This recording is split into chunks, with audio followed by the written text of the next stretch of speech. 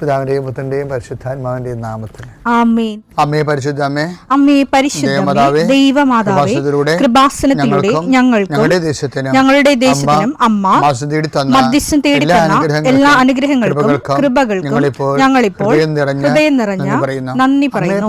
അമ്മേ പരിശുദ്ധമ്മേ, ദൈവമാതാവേ, 2004 ഡിസംബർ 7 ഉച്ചകഴിഞ്ഞ് 2:30 കൃപാസനത്തിൽ സംഭവിച്ച അമ്മയുടെ പ്രത്യക്ഷപ്പെടലിനെ കുറിച്ച് തിരുസഭയ്ക്ക് സമർപ്പിച്ചിരിക്കുന്ന പഠനരേഖകളുടെ മേൽ സഭാത്മകമായ പഠനം ആരംഭിക്കുവാൻ ഞങ്ങൾ പ്രാർത്ഥിക്കുന്നു. അമ്മേ പരിശുദ്ധമേ, ഭൂസ്വർലോകങ്ങളുടെ രാജ്ഞിയായ അങ്ങേയ്ക്ക് ഭൗമ സംരക്ഷണത്തിനായി പ്രപഞ്ചപ്രകൃതിയെ തന്നെ തിരുസഭ പ്രതിഷ്ഠിക്കുവാൻ ഈ പ്രത്യക്ഷീകരണം വഴി ഇടയാക്കണമേ. പരിശുദ്ധമേ, ജപമാല മാതാവേ, സകല കൃപാസനം പ്രാർത്ഥനയോടും ചേർത്ത് ഞങ്ങളിപ്പോൾ പ്രാർത്ഥിക്കുന്ന ഈ കുടുംബത്തിന്റെ പ്രത്യേക നിയോഗം മക്കളെ.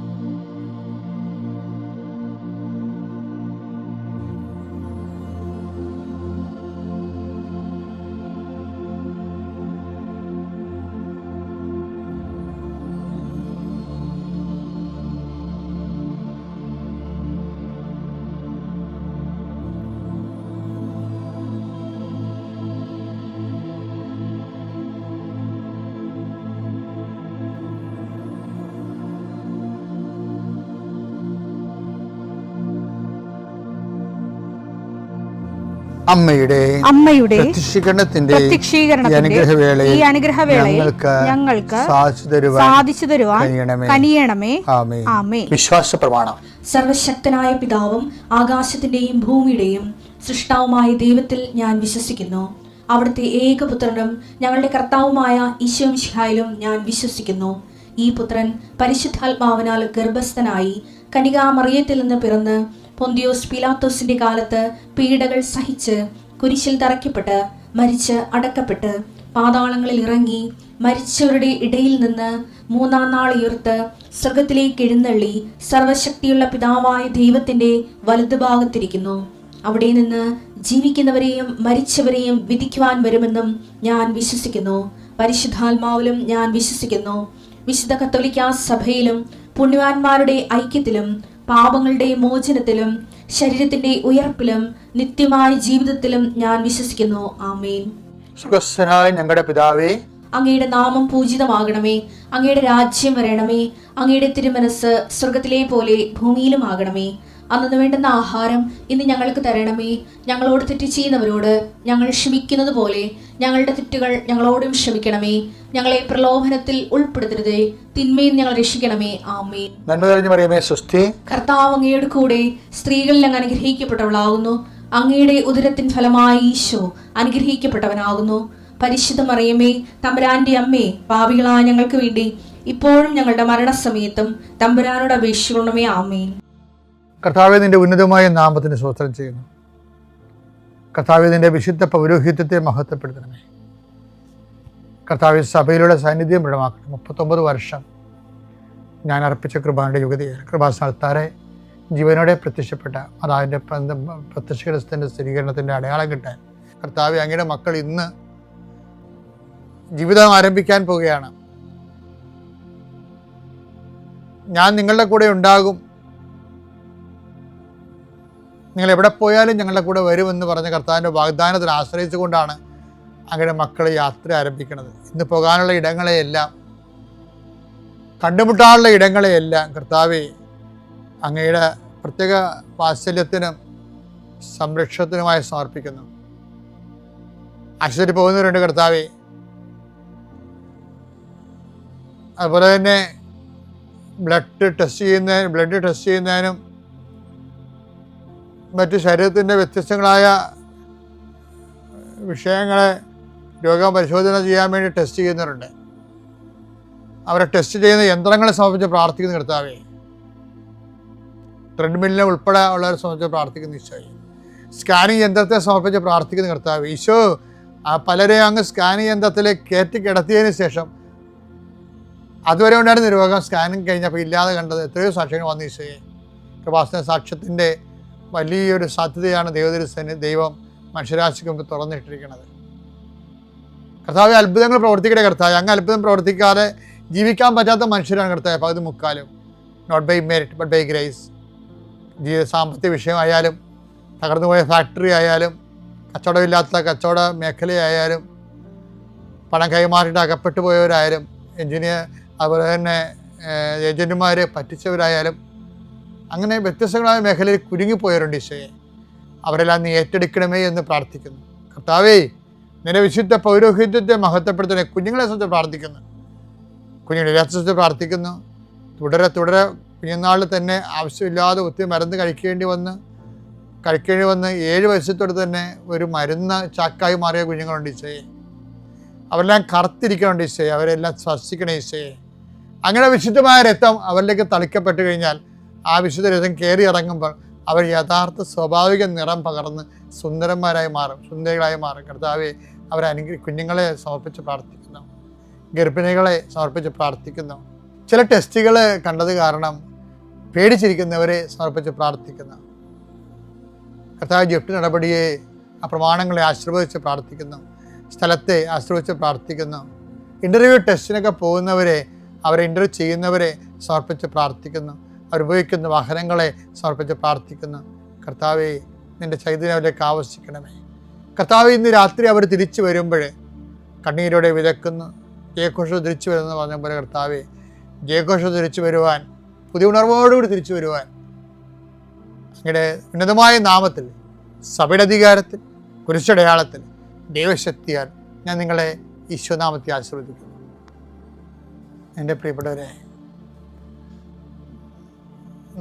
നിങ്ങളാരെങ്കിലും രാത്രിയിൽ വാഹനം ഓടിക്കുമ്പോൾ ഒരു ലൈറ്റ് മാത്രമേ ഇട്ട് പോയിട്ടുണ്ടാകും. പോലീസ് പിടിക്കും, അത് വേറെ വിഷയം. പക്ഷേ ഫിലമെൻ്റ് ഓഫായി കഴിഞ്ഞാൽ എന്ത് ചെയ്യും? എന്താണ് ഒരു ലൈറ്റ് മാത്രം ഇട്ട് ഞങ്ങളുടെ വണ്ടിക്ക് ചില സമയത്ത് ഫിലമെൻ്റ്, പണ്ടത്തെ വണ്ടിക്ക് ഫിലമെൻ്റ് ഓഫായി പോകും. പിന്നെ വീട് പിടിക്കണ്ടേ, പിന്നെ മുന്നോട്ട് പോകും. പക്ഷെ എന്തായിരിക്കും സംഭവിക്കണത്? ഒരു ലൈറ്റ് പോയി കഴിഞ്ഞാൽ എൻ്റെ കാറ് സ്ലോ ആവും. പിന്നെ 10-70 കിലോമീറ്റർ സ്പീഡിൽ പോയ കാറ് 30 കിലോ സ്പീഡിലേക്ക് സ്ലോ ഡൗൺ ചെയ്യും. കാരണം ഒരു ലൈറ്റേ ഉള്ളു. അത് കാരണം ഭയങ്കര സ്ലോ വരും. നമ്മൾ ഒരു സ്ഥലത്ത് 2 മണിക്കൂർ കൊണ്ട് 20 മിനിറ്റ് കൊണ്ട് എത്തേണ്ട സ്ഥലം 2 മണിക്കൂർ കൊണ്ട് ചിലപ്പോൾ എത്തത്തുള്ളൂ. ആ ഒരു സ്ലോ.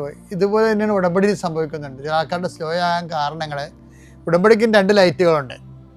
ഒന്നെന്താണ്, ഹൗ ടു ഡു ഉടമ്പടി, എങ്ങനെ ഉടമ്പടി ജീവിക്കേണ്ടത്, അത് അതിൻ്റെ അപ്ഡേഷൻസ് കിട്ടുന്നത് ഇവിടെ നിന്നാണ്, ഉടമ്പടി ധ്യാനത്തിൽ നിന്നാണ് കിട്ടുന്നത്. ഒരു ലൈറ്റാണത്. കർത്താവ് എപ്പോഴും സംസാരിക്കുന്നതും ഉടമ്പടി ധ്യാനത്തിൻ്റെ പുതിയ സാധ്യതകൾ വെളിവാക്കുന്നതും എല്ലാം ഉടമ്പടി ധ്യാനത്തിലല്ലേ. 2ാമത്തെ ലൈറ്റ് എന്താണ്? അതുപോലെ ലൈറ്റാണ്. ആ ലൈറ്റ് നിങ്ങൾ ഉടമ്പടി ധ്യാനം കൂടിയില്ല എന്നുണ്ടെങ്കിൽ ആ ലൈറ്റ് കെട്ടത് പോലെയാണ്, അപസ്വയാവും, സംശയമില്ല. പല ആൾക്കാരും പറയും ഉടമ്പടി ധ്യാനം 20 മിനിറ്റ്, 2 മണിക്കൂർ. 2 മണിക്കൂറൊന്നുമില്ല. ശരിക്കും പറഞ്ഞാൽ ഒരു മണിക്കൂർ 20 മിനിറ്റൊക്കെ ഉള്ളത്. അത് തന്നെ പല പ്രാവശ്യമായിട്ട് കൂടിയാൽ മതി. 5 മിനിറ്റ് 10 മിനിറ്റ് കൂടിയാൽ മതി. അത് ഒരു ആഴ്ചക്കുള്ളിൽ കൂടി തീർത്താൽ മതി. പക്ഷെ അത് മനഃപൂർവ്വം അലംഭാവം കൊണ്ട് നടക്കണ കാരണം ഒരു ലൈറ്റ് ഓഫായി പോകും. പിന്നെ എന്ത് ചെയ്യും? 70 കിലോമീറ്റേഴ്സ് പോകേണ്ട ഉടമ്പടി 30 കിലോമീറ്ററിലേക്ക് താഴും. ഇനി വേറെ ഒരു വിഷയം വെച്ചാൽ, ചില ആൾക്കാർ സാക്ഷ്യം, പിന്നെയുള്ള ലൈറ്റ് എന്ന് പറഞ്ഞാൽ സാക്ഷ്യമാണ്. ഇപ്പോൾ നിങ്ങൾ ചോദിക്കും, ഞങ്ങൾ പത്രം കൊടുക്കുന്നു, പ്രഘോഷണം ചെയ്യുന്നു, അതുപോലെ തന്നെ ആതുരസേവനം ചെയ്യുന്നു. അപ്പോൾ അതെല്ലാം ചെയ്യുന്നതിൻ്റെ പ്രാർത്ഥനയെല്ലാം കിട്ടണ എവിടെ നിന്നാണ്? ഈ പ്രബോധനങ്ങളിൽ നിന്നാണ് കിട്ടണത്. പ്രബോധനങ്ങളാണ് അതെല്ലാം കൂടി ഒരുമിച്ച് പ്രബോധനം എന്ന് പറഞ്ഞുള്ള സബ്ജക്റ്റാണ്. പ്രബോധനം എന്ന് പറയുമ്പോൾ നിങ്ങൾ ചെയ്യുന്ന പ്രവർത്തനങ്ങളും ഉൾപ്പെടെ, ധ്യാനം ഉൾപ്പെടെ, അതെല്ലാം കൂടി പ്രബോധനത്തിൻ്റെ ഒരു വിഭാഗമാണത്. പിന്നെ വരണത് എന്താണ്? സാക്ഷ്യമാണ്. അതും ലൈറ്റാണ്. സാക്ഷ്യം എന്ന് പറയുമ്പോൾ ഓരോരുത്തരും അവരവരുടെ ജീവിത വിഷയങ്ങൾക്ക് അനുപേക്ഷണീയമായ അവരവരുടെ സാക്ഷ്യങ്ങളുണ്ട്. ആ സാക്ഷ്യങ്ങൾ തിരഞ്ഞാണ് ആൾക്കാരെ കാണുന്നത്. അപ്പം ഈ സാക്ഷ്യം, ഇപ്പം നിങ്ങൾക്ക് മക്കളില്ല, അതുപോലെ തന്നെ സങ്കീർണമായ കുടുംബപ്രശ്നമാണ്, അതുപോലെ തന്നെ ഭാഗോടപടി നടക്കണില്ല, അതുപോലെ തന്നെ നിങ്ങളുടെ പിരിഞ്ഞു പോയി പക്ഷേ ഒരുമിച്ച് താമസിക്കാൻ ആഗ്രഹിക്കുന്നു, പിന്നെ വിസ പ്രോസസ് ചെയ്ത് വരണില്ല, ഇതെല്ലാം ഇത് ഞാൻ സിമ്പിളായിട്ട് പറഞ്ഞാൽ ഒന്നുമല്ല. 5 വാരം പ്രശ്നങ്ങൾ ഒരുമിച്ച് വരുന്ന, തമ്മിൽ കണക്ട് ചെയ്ത, ഒന്നും നടക്കാത്ത എത്രയോ പ്രശ്നങ്ങളാണ് വരണത്. അതെല്ലാം അങ്ങനെയുള്ള സാക്ഷ്യങ്ങൾ കേൾക്കുമ്പോൾ 1 by 1 ആയിട്ട് എങ്ങനെയാണ് മാതാവ് ഈ കുരുക്കളെല്ലാം അഴിച്ചഴിച്ച് എടുത്തത്, അത് മറ്റുള്ളവരുടെ സാക്ഷ്യം കേൾക്കുമ്പോൾ നമുക്ക് മനസ്സിലാണത്. അതുതന്നെയല്ല, ആ സാക്ഷ്യത്തിൽ അവരെന്താണ് ചെയ്തത് എന്ന് നമ്മൾ അറിയുമ്പോഴാണ്. അതാണ് അതൊരു ലൈറ്റാണത്. അപ്പോൾ ഉടമ്പടിക്ക് 2 ലൈറ്റുണ്ട്. ഒന്ന് ധ്യാനത്തിൻ്റെ പ്രബോധനത്തിൻ്റെ ലൈറ്റും, രണ്ടാമത്തത് സാക്ഷ്യത്തിൻ്റെ ലൈറ്റും. അപ്പോൾ ഈ ലൈറ്റ് ഒന്നേ ഉള്ളെങ്കിൽ ഒറ്റ കണ്ണനായിട്ട് നമ്മൾ സഞ്ചരിക്കേണ്ടി വരും. അപ്പോഴെന്ത് പറ്റും? സ്ലോ ആയി പോകും. സ്ലോ ആകാതിരിക്കാൻ പ്രത്യേകം ശ്രദ്ധിക്കണം. മഞ്ജു, ഞാൻ ബാംഗ്ലൂരിൽ നിന്ന് വരുന്നു. ഇതെൻ്റെ 2ാമത്തെ സാക്ഷ്യമാണ്. ഞാൻ ആദ്യമായിട്ട് ഉടമ്പടി എടുത്തത് 2021 സെപ്റ്റംബർ മാസത്തിലാണ്. അത് ഞാൻ ഓൺലൈനിൽ ഉടമ്പടിയായിരുന്നു എടുത്തത്. അന്ന് ഉടമ്പടി എടുക്കാൻ കാരണം എൻ്റെ മകൻ അന്ന് 10ാം ക്ലാസ്സിലായിരുന്നു. 2 വർഷത്തെ ഓൺലൈൻ ക്ലാസ്സിന് ശേഷം അവൻ പഠിത്തം നന്നായി ഉഴപ്പിയിരിക്കുന്ന ഒരു സമയമായിരുന്നു. ഞങ്ങൾ തമ്മിൽ അതിൻ്റെ പേരിൽ എന്നും വഴക്കായിരുന്നു. അങ്ങനെ ഞാൻ അവനുമായിട്ട് വഴക്കുണ്ടാക്കി റൂമിൽ കയറിയിരുന്ന് മൊബൈൽ നോക്കുമ്പോഴാണ് ഫേസ്ബുക്കിൽ ഓൺലൈൻ ഉടമ്പടിയെപ്പറ്റി കാണുന്നത്. അപ്പം ഞാൻ വിചാരിച്ചു എന്നാൽ ഇനി അവന് വേണ്ടി ചെയ്യാൻ പറ്റുന്ന ഇത് മാത്രമേ ഉള്ളൂ. അങ്ങനെ ഞാൻ ഓൺലൈനിൽ ഉടമ്പടി എടുത്തു. അതിൽ ആദ്യത്തെ നിയോഗം അവൻ്റെ പഠനകാര്യമായിരുന്നു. 2ാമത്തെ ഉടമ്പടി വെക്കാൻ ഞാൻ നോക്കിയപ്പം എനിക്കൊരു കാര്യമില്ലെന്നല്ല, ആവശ്യമില്ലെന്നല്ല, എനിക്ക് വിശ്വാസമില്ലായിരുന്നു ഇത് വല്ലതും നടക്കുമോ. എനിക്കൊരു വിശ്വാസമില്ലായിട്ടാണ് ഞാനന്ന് ഓൺലൈൻ ഉടമ്പടി എടുത്തത്. അപ്പോൾ ഞാൻ ഇനി എന്ത് എഴുതണം എൻ്റെ 2ാമത്തെ നിയോഗം എന്ന് നോക്കിയപ്പം എല്ലാവരുടെയും കമൻറ്റുകൾ ജോലി തരണമേ എന്നായിരുന്നു. അപ്പം ഞാൻ മാതാവിനോട് 2ാമത്തെ നിയോഗമായിട്ട് എഴുതി, എനിക്ക് ജോലി തരണം. അങ്ങനെ ഞാൻ എഴുതാൻ ഒരു കാരണമുണ്ട്. എനിക്ക് ജോലി കിട്ടിയാലും എനിക്ക് 100% ഉറപ്പായിരുന്നു. ഞാൻ 2021 BSc നഴ്സിംഗ് കഴിഞ്ഞ ഒരാളാണ്. 2024 വരെ മാത്രം ഞാൻ ജോലി ചെയ്തു. അതിനുശേഷം ഞാൻ ഈ ഫീൽഡെ വിട്ടു, വേറെ 2 കോഴ്സുകളും ചെയ്തു. എന്നിട്ട് ഞാൻ ഒരിക്കലും ജോലി ചെയ്തിട്ടില്ലായിരുന്നു. അപ്പം ജോലി കിട്ടില്ലെന്ന് എനിക്ക് ഉറപ്പായിരുന്നു. എന്നാൽ മാതാവിനൊരു പണി ഇരിക്കട്ടെ എന്ന് വിചാരിച്ചാണ് ഞാനന്ന് ഓൺലൈൻ ഉടമ്പടിയിൽ എനിക്ക് ജോലി വേണമെന്ന് എഴുതിയത്. പിന്നെ 3ാമത്തെ നിയോഗമായിട്ട് ഞാൻ എന്തെഴുതുമെന്ന് നോക്കിയപ്പോൾ ഒരു കുട്ടിയുടെ കമൻറ്റ് കണ്ടു, മാതാവി എൻ്റെ മുഖത്തെ കുരുക്കൾ മാറ്റി മാതാവിൻ്റെ മുഖം പോലെ നിർമ്മലമാക്കണമെന്ന്. അപ്പോൾ ഞാൻ എഴുതി, ശരിയാണ്, എൻ്റെ മുഖത്തും ഒരു അഡൾട്ട് ആക്നെ എന്ന് പറഞ്ഞൊരു പ്രോബ്ലം ഉണ്ടായിരുന്നു. അതൊരു ചെറിയ സ്കിൻ ഡിസീസാണ്. പക്ഷേ ഞാൻ ഡോക്ടേഴ്സിനെ കണ്ടപ്പോൾ അവർ പറഞ്ഞു ഇതിന് ട്രീറ്റ്മെൻ്റ് ഒന്നുമില്ല, ഇത് കാര്യമായ ഒരു അസുഖമില്ലെങ്കിലും ട്രീറ്റ് ചെയ്ത് മാറ്റാൻ പറ്റില്ലെന്ന് പറഞ്ഞപ്പോൾ ഞാൻ 3ാമത്തെ ഉടമ്പടി നിയോഗമായിട്ട് അതെഴുതി. പിന്നെ എഴുതിയത് എന്താണെന്ന് പോലും ഞാൻ ഓർക്കുന്നില്ല. പക്ഷേ എൻ്റെ ഓൺലൈനിൽ ഉടമ്പടി അപ്രൂവ് ആയി കഴിഞ്ഞപ്പോൾ പിറ്റേ ദിവസം മുതൽ ഞാൻ ഉടമ്പടി നിബന്ധനകളെല്ലാം പൂർണ്ണമായും പാലിക്കാൻ തുടങ്ങി.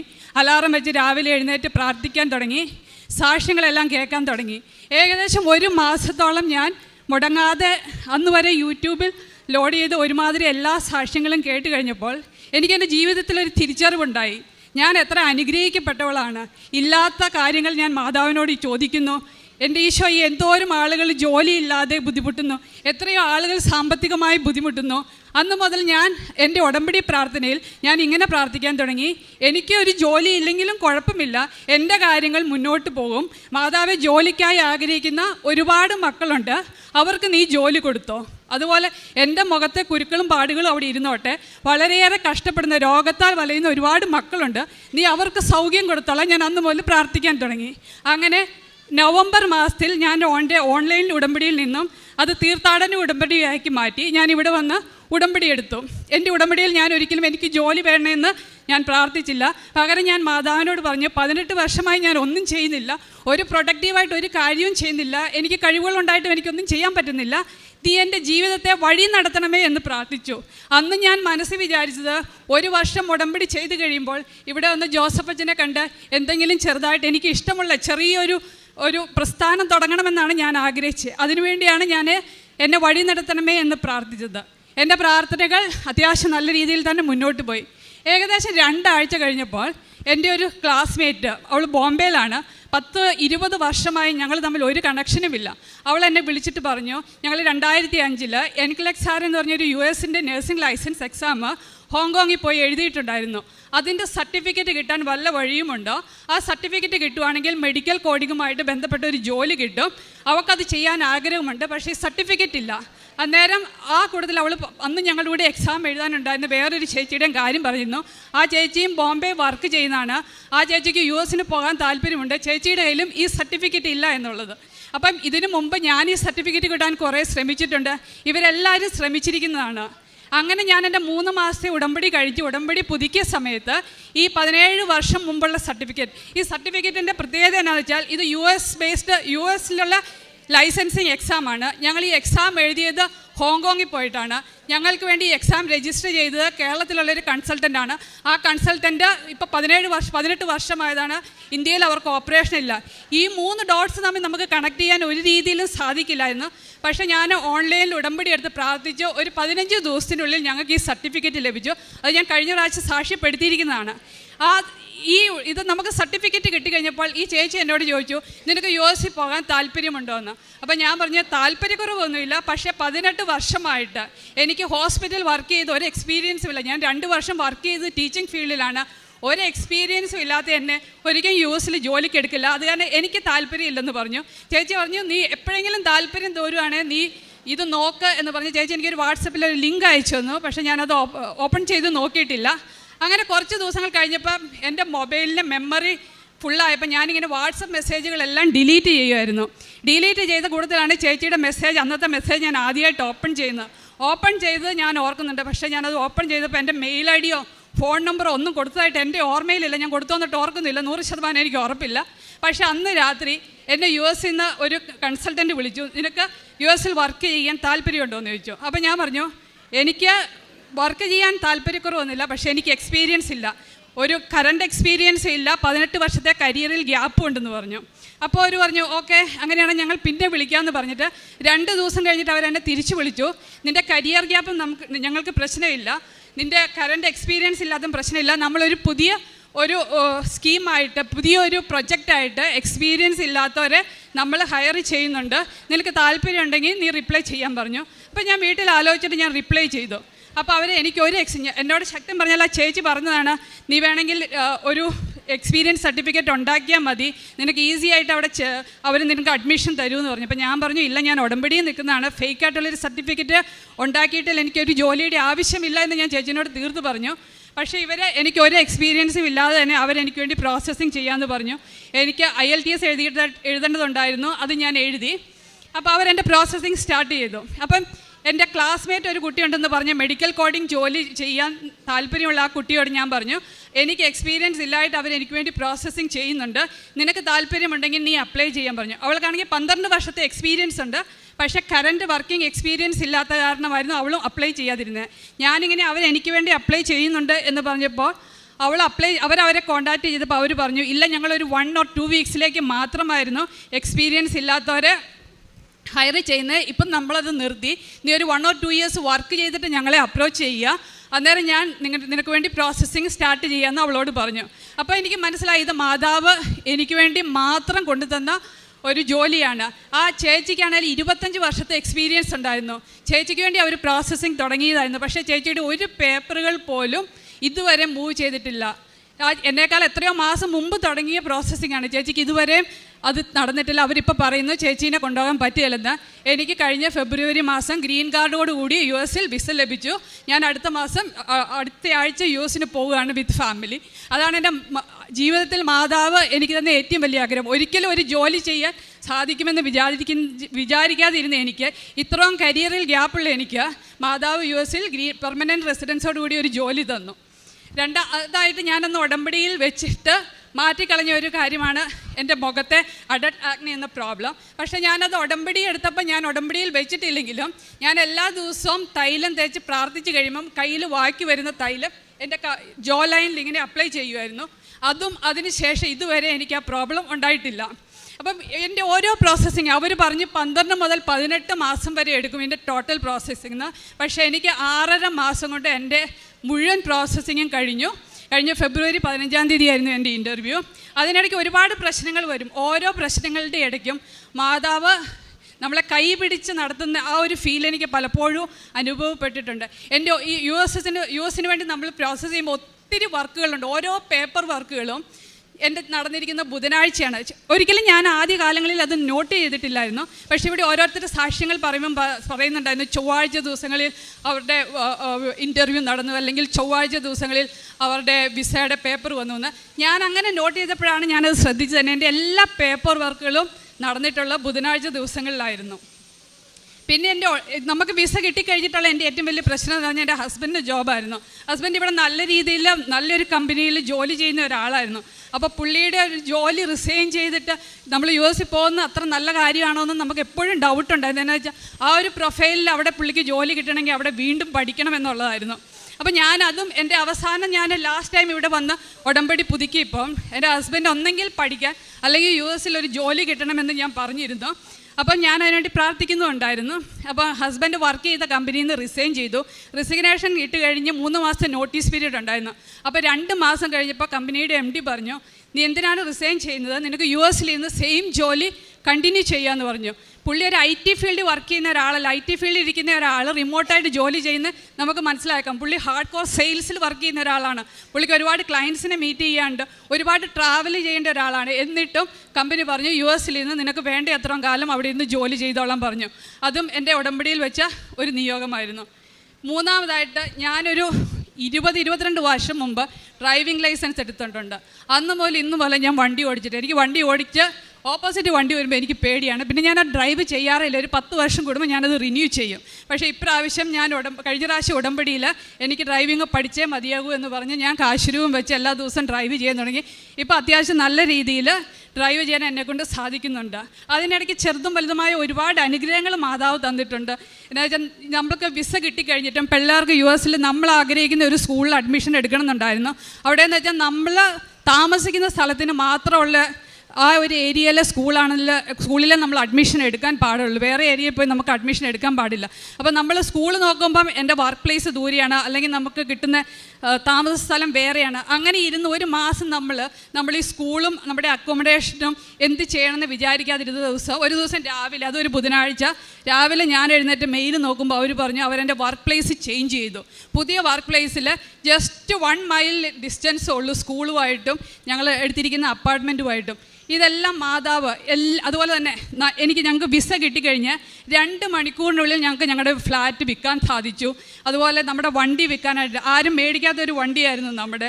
അപ്പോൾ അത് സെയിലാകുന്നേ ഇല്ലായിരുന്നു. അപ്പോൾ ആ ഒരു പ്രത്യേക വണ്ടിയോട് താല്പര്യമുള്ളവർ മാത്രമേ ആ വണ്ടി വന്ന് എടുക്കത്തുള്ളായിരുന്നു. അപ്പോൾ കഴിഞ്ഞ ആഴ്ചയും അതും സെയിലായി. അപ്പോൾ എല്ലാ കാര്യങ്ങളും ഞാൻ ഒത്തിരിയൊന്നും പ്രാർത്ഥിക്കുന്ന ഒരാളല്ല, എങ്കിൽ കൂടി ഈ ഒരു കാര്യം ഞാൻ മാതാവിനോട് ചോദിച്ച് അല്ലെങ്കിൽ ആഗ്രഹിച്ച ഒരു കാര്യം തുടക്കം മുതൽ ഈ നിമിഷം വരെ മാതാവ് കൈ പിടിച്ചെല്ലാം നടത്തി തന്നു. ഇപ്പോഴും എന്നോട് ചോദിക്കുന്നു ഇത്ര വർഷം വർക്ക് ചെയ്യാതിരുന്നിട്ട് നിനക്ക് അവിടെ പോയി വർക്ക് ചെയ്യാൻ പേടിയില്ലെന്ന്. സത്യത്തിൽ എനിക്ക് പേടിയില്ല. എന്നാ വെച്ചാൽ ഇത്രയും കാലം എന്നെ പരിപാലിച്ച് എൻ്റെ നന്മയ്ക്ക് വേണ്ടി മാതാവ് ഇത്രയും ചെയ്തിട്ടുണ്ടെങ്കിൽ തീർച്ചയായിട്ടും അവിടെ പോയി എനിക്ക് സർവൈവ് ചെയ്യാൻ പറ്റുമെന്നുള്ള പൂർണ്ണമായ വിശ്വാസം എനിക്കുണ്ട്. ഇത്രയും അനുഗ്രഹങ്ങളിൽ നിന്ന മാതാവിനും തിരുക്കുമാനും 1000 നന്ദി പറയുന്നു. ബാംഗ്ലൂരിൽ നിന്ന് വന്ന മഞ്ജു ബാസ്റ്റൻ പറഞ്ഞ സാക്ഷ്യമാണ് നമ്മളിപ്പോൾ കേട്ടുകൊണ്ടിരുന്നത്. 18 വർഷം ഗ്യാപ്പുണ്ടായിട്ട്, അതായത് 18 വർഷമായി കറണ്ട് എക്സ്പീരിയൻസ് ഇല്ലാത്ത ഈ മകൾക്ക് USA ജോലി കിട്ടിയതിനെക്കുറിച്ചുള്ളതാണ് ആദ്യത്തെ സാക്ഷ്യം പറഞ്ഞത്. അതിൽ ശ്രദ്ധേയമായിട്ടുള്ളൊരു കാര്യമെന്ന് പറയുന്നത് 25 വർഷം പഴക്കമുള്ള എക്സ്പീരിയൻസ് ഉള്ള എല്ലാ ഇതുള്ള ഇവരുടെ കൂടെ വന്നിരുന്നവരെ എടുത്തില്ല. അതുപോലെ തന്നെ ഇവരുടെ ഒരു ഫ്രണ്ട് തന്നെ 12 വർഷം അതിന് എക്സ്പീരിയൻസ് ഉണ്ട്. അതുപോലെ തന്നെ ഇങ്ങനെയുള്ള ആ സഹോദരിയെയും എടുത്തില്ല. കാരണം പറയുന്നത് അവർക്ക് ഈ 12 വർഷം പഴക്കമുള്ളതിന് കറണ്ട് എക്സ്പീരിയൻസ് ഇല്ലെന്നുള്ളതാണ് പറയുന്നത്. പക്ഷേ ഇത്തരണത്തിലാണ് ഈ സഹോദരി ഇവിടെ വന്ന് അവിടെ ആദ്യമേ ഏതായിരുന്നു, ഓൺലൈനിലായിരുന്നു, അതാ ഉടമ്പടി എടുക്കുകയാണോ ചെയ്തത്? ഓൺലൈൻ ഉടമ്പടി എടുത്ത് എന്നിട്ട് പ്രാർത്ഥിച്ചു കഴിഞ്ഞിട്ട് പിന്നെ അതിനുശേഷം പിന്നെ ഉടമ്പടി എടുക്കുന്നത് എപ്പോഴാണ്? ആദ്യം ഓൺലൈൻ ഉടമ്പടി എടുത്തത് 2021 സെപ്റ്റംബറിൽ, തീർത്ഥാടന ഉടമ്പടി എടുത്തത് 2021 നവംബറിൽ. അതിനുശേഷം ഈ സഹോദരി എന്ന് പറയുന്നത് അമ്മ മാതാവിനോട് മുട്ടിപ്പായി പ്രാർത്ഥിക്കുകയാണ്. അത് ഇവർക്ക് ഒരു ജീവിത സാഹചര്യം ക്രമീകരിച്ച് തരണം എന്ന് പറഞ്ഞാൽ, ഇവർക്കൊരു ജോലി പുറത്തേക്ക് നേടുക അല്ലെങ്കിൽ പ്രാർത്ഥിക്കുക എന്ന് പറഞ്ഞാൽ തന്നെ അത് കിട്ടില്ലെന്നറിയാം. എന്നോട് ചിരിച്ചുകൊണ്ട് ഇത് എഴുതിക്കൊണ്ടിരുന്നപ്പോൾ പറഞ്ഞത് ഒരു വാക്കെന്ന് പറഞ്ഞാൽ, ഞാൻ ശരിക്കും അമ്മ മാതാവിനെ ഒന്ന് പരീക്ഷിക്കായിരുന്നു എന്ന് പറഞ്ഞാൽ 18 വർഷം ഗ്യാപ്പുള്ള എനിക്കൊരു ജോലി കിട്ടില്ല, കറണ്ട് എക്സ്പീരിയൻസ് ഇല്ലാത്ത എനിക്കൊരു ജോലി വിദേശത്ത് കിട്ടില്ല. പിന്നെ എങ്കിലും ഞാൻ അമ്മ മാതാവിനോട് ചോദിക്കുകയായിരുന്നു, എനിക്ക് ഉടമ്പടിയിൽ വെച്ച് ചോദിക്കുകയായിരുന്നു, എനിക്ക് എൻ്റെ ജീവിതം സാഹചര്യം ഒന്ന് ക്രമീകരിച്ച് തരണമെന്ന്. അത്തരണത്തിൽ അപ്പോഴാണ് ഈ സഹോദരിക്ക് വേണ്ടി ഉടമ്പടിയിൽ പ്രാർത്ഥിച്ചു കഴിഞ്ഞപ്പോൾ അവിടുത്തെ നിയമം തന്നെ മാറ്റിക്കൊണ്ട് 2 ആഴ്ചത്തേക്ക് ആ ഒരു കമ്പനി അത് കറണ്ട് എക്സ്പീരിയൻസ് ഇല്ലാത്തവർക്ക് മാത്രം റിക്രൂട്ട് ചെയ്തുകൊണ്ട് ഒരു ഓർഡർ ഇറക്കി. ആ കൂട്ടത്തിൽ ഈ സഹോദരിയെ അവരിങ്ങോട്ട് വിളിച്ച് ചോദിക്കുകയായിരുന്നു, നിങ്ങൾക്ക് ഇതിൽ വന്ന് പ്രവർത്തിക്കാൻ താല്പര്യമുണ്ടോ എന്ന്, ഇവിടെ വന്ന് ജോയിൻ ചെയ്യാൻ താല്പര്യമുണ്ടോ എന്ന്. അപ്പോഴാണ് ഇവരിത് അയക്കുന്നു. ഇവർക്ക് അത് കറണ്ട് എക്സ്പീരിയൻസ് ഇല്ല, 18 വർഷത്തെ ഗ്യാപ്പുണ്ട്. ഇതൊന്നുമില്ലാതെ തന്നെ അമ്മ മാതാവ് സമയച്ചുരുക്കമായിട്ട് ഈ മകൾക്കത് നടത്തി കൊടുക്കുകയാണ് ചെയ്യുന്നത്.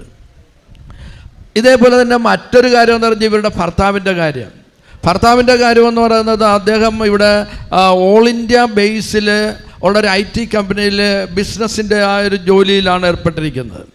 അദ്ദേഹം നല്ല സാലറിയുണ്ട്, നല്ല ടോപ്പായിട്ടുള്ള പൊസിഷനുമാണ്. ഇത്തരണത്തിലാണ് അദ്ദേഹത്തിന് ഇവർക്ക് ഗ്രീൻ കാർഡ് കിട്ടിയതുകൊണ്ട്, USA കിട്ടിയതുകൊണ്ട് ഫാമിലി ആയിട്ട് പോകണം. അതുകൊണ്ടെന്ന് പറഞ്ഞാൽ ഇദ്ദേഹം റിസൈൻ ചെയ്യേണ്ട അവസ്ഥ വന്നിരിക്കുകയാണ്. അപ്പോൾ റിസൈൻ ചെയ്തു. 2 മാസം കഴിഞ്ഞപ്പോൾ ഇവർക്ക് ഈ സഹോദരിക്കൊരു വിഷമം, ഇത്രയും നല്ല സാലറിയും നല്ലൊരു പൊസിഷനിൽ ഇരിക്കുന്ന ആൾ റിസൈൻ ചെയ്തിട്ട് അങ്ങോട്ട് വരണമല്ലോ USA. ഇവർക്ക് ജോലിയുണ്ട്, നഴ്സായിട്ട് തന്നെ BSc നഴ്സിംഗ് ആയിട്ടാണ് ജോലി കിട്ടിയിരിക്കുന്നത്. അപ്പം അമ്മ മാതാവിനോട് ഈ സംഘടന കൂടെ ഈ മകൾ പറയുകയാണ്. അപ്പോഴാണ് അവിടെ അത്ഭുതം നടക്കുകയാണ്. അതിൻ്റെ MD വിളിച്ചിട്ട് പറയാണ്, താങ്കൾ ഇത് റിസൈൻ ചെയ്യേണ്ട, ഇവിടെ റിസൈൻ ചെയ്യേണ്ട, അവിടെ തന്നെ നിങ്ങൾ മൊബൈലിലോ ഓൺലൈനിലോ നിങ്ങൾ ഈ ജോലി അങ്ങ് നിറവേറ്റുക, മറ്റുള്ളവരുമായിട്ട് കോണ്ടാക്ട് ചെയ്ത് ഈ ജോലി അങ്ങ് റെഡിയാക്കിയാൽ മതി എന്നാണ് പറയുന്നത്, ചെയ്താൽ മതി എന്നാണ് പറയുന്നത്. നോക്കണേ അത്ഭുതങ്ങൾ.